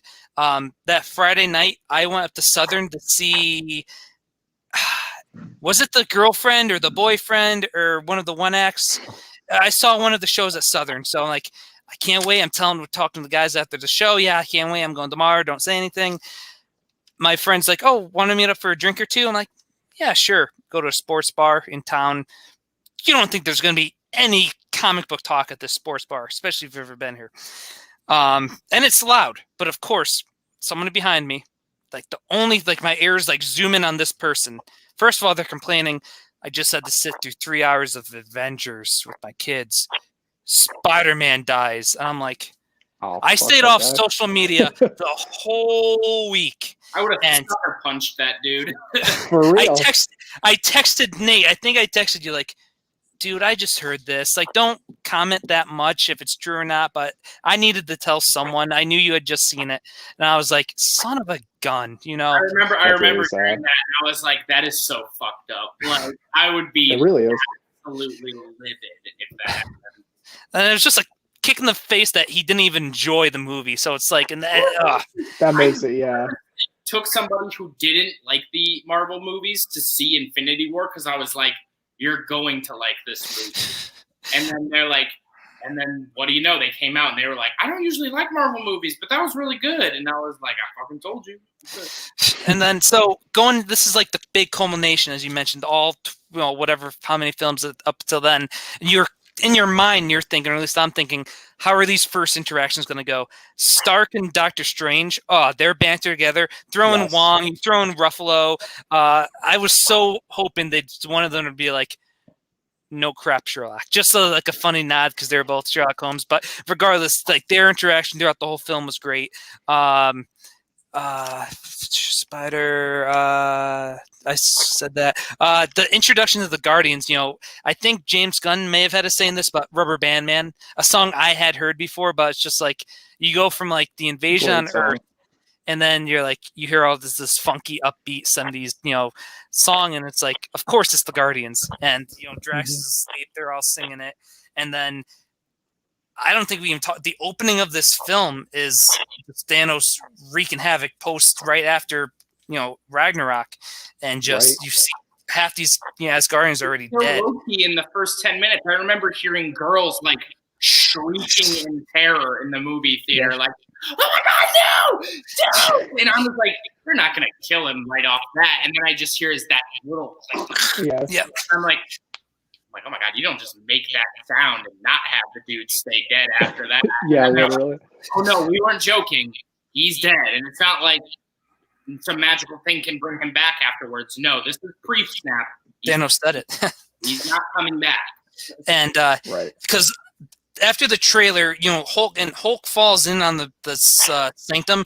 In the comics, that's Silver Surfer. So people are kind of substituting what they have and who's going to be, and compared to the comics. A lot of people were thinking Loki was going to be Mephisto, because in the Infinity Gauntlet, he's like guiding, like manipulating Thanos throughout the whole time. So everyone's like, oh, that's probably gonna be Loki. Plus they showed him in the trailers with Thanos's children, and you're like, okay, and then to kill him like that was ballsy. And then I just Thanos's entrance into Wakanda, we've kind of talked about it a little bit, but just one of the greatest entrances in a comic book movie, just how he's wrecking house, and it's the slow motion and the echo the stuff at Wanda, and that just helps build to why WandaVision was so good, because you had scenes like that, and how, and just like the Thanos and Gamora stuff, and we got the Red Skull back, and that when she realizes Gamora, that when she starts laughing at him because she's like, oh, you don't love anybody, and then when it clicks that he does love her, like there's so much. Red Skull says most tears aren't for him, or something like that. Like, such a good line. Yeah, and because Thanos even called a shot. I'm doing this because I can't wait to sit on a sunset, smile of my face like Shrek Thanos in his hut and whatever. And then it's just like Thanos is just the driving force of this movie. And just all the interactions. Again, the Battle of Wakanda, one of my favorite lines is from Okoye when Wanda finally comes out. She was up here this whole time. And then you had when Hulk and Banner's getting used to the Hulkbuster, he's like, yeah, I got the hang of this, and falls, and another great Okoye movement, which is just like this guy. So it's just so much epicness. We can all, like Mike said or Nate said, we could spend a whole episode, this amount of time on just Infinity War. So with that being said, I think there's just one more comment. Like you kind of respect the Thanos reasoning. Yep. For sure. Absolutely. Oh yeah. Then you find out it's just a piece of shit. Yeah, exactly. Because in Endgame, that's all pre-Infinity Stones Thanos. That's like before he got them all and was able to accomplish his plan. So he's still very much the crazy mad Titan he was at the beginning for most of Endgame, rather than the calm, cool, collected guy we got at Infinity War and the beginning of Endgame. But we went a good 2 hours over what we thought we were gonna do, but whoever thought we could get through 27 films in an hour, God bless that person. So in closing, guys, this was fun, and I've been wanting to create more content for the channel, so I'd like to do this. My dad said, CG Asking said we should do more content. So we've kind of talked about, maybe doing brackets, maybe smaller ranking videos, shorter ranking videos. But best if you guys 100 comic books of all time, detailed breakdown of each, 20 minutes apiece. Yep. There you go. There's definitely, we've already been, blueprinting, planning a lot of things. So there will be more to come as long as these two guys are down. Thank you everyone who stayed, in the chat tonight. Shout out to thanks guys. Appreciate it. Really. Guy Forge, go check out the Pressable Defects on YouTube. Those guys are great members of the comic book community. Guy, thank you so much for being a part of the chat. It was awesome. George Deep, the Ozman, Copy801, Nigel, Brianna, Riley was in for a little bit. Both my parents are in the chat. This was great. Thank you guys for taking 2.5 hours or so and out of your night to hang with us, nerd out. And guys, do you guys have any closing words before I put it to an end? Just wanted to say it was great to be back with you guys talking about this stuff. Felt like old times. So I am definitely down to do this again. I'm sure we'll have plenty more to talk about in the coming months with all the new stuff coming out.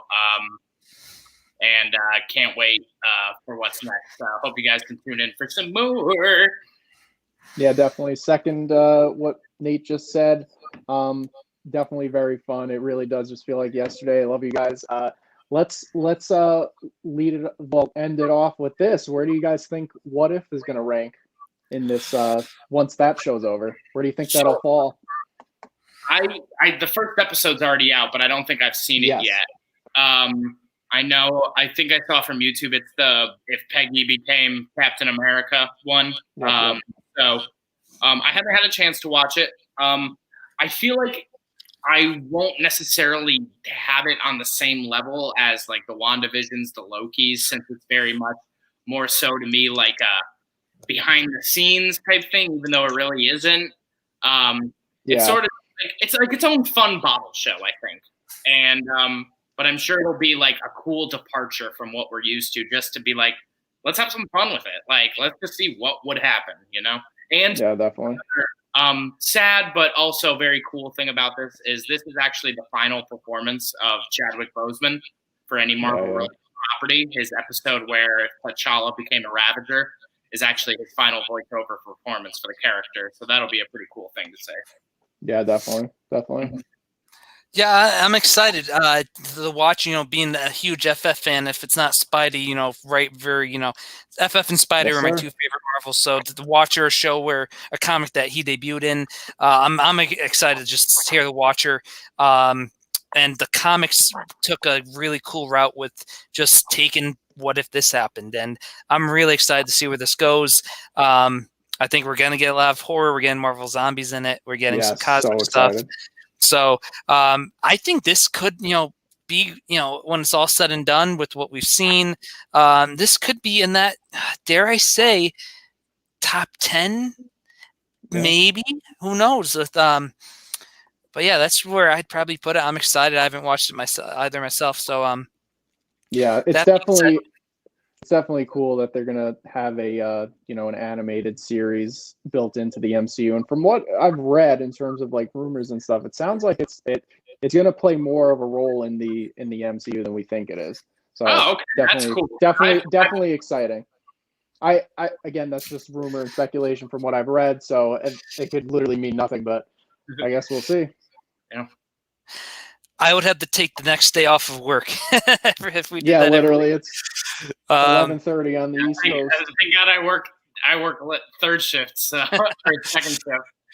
But yeah, that maybe we do like quick what if recaps too. But yeah.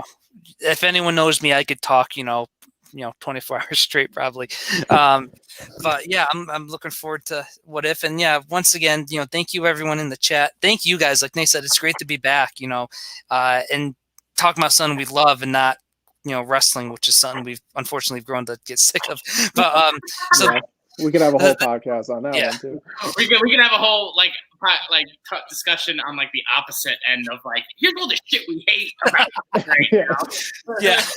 But so guys, thank you so much, everyone tuned in. If you haven't, hit the subscribe button, follow, notification bell, all that fun stuff. Thank you for being with us this whole time, Nate, Mike. This was awesome, and yeah, we have our group chat going, so we're gonna be planning more stuff. We're excited for that. Everyone, thank you so much for tuning in. Guys, take it easy, everybody. Good night. Thank you all. Right. See you guys. Peace. See you, boys. And end. Nice. We did it. I think we're still live. I think, that's weird. That says live, but I ended broadcast. Huh. Okay. Well, I think Mike headed out for the night, so I think I will do that as well. But it was awesome, dude. Let's text soon about what we'll do next. All right. I'm all down, definitely, buddy. All right, sounds good. Have a good night, man. You too. Bye. Bye.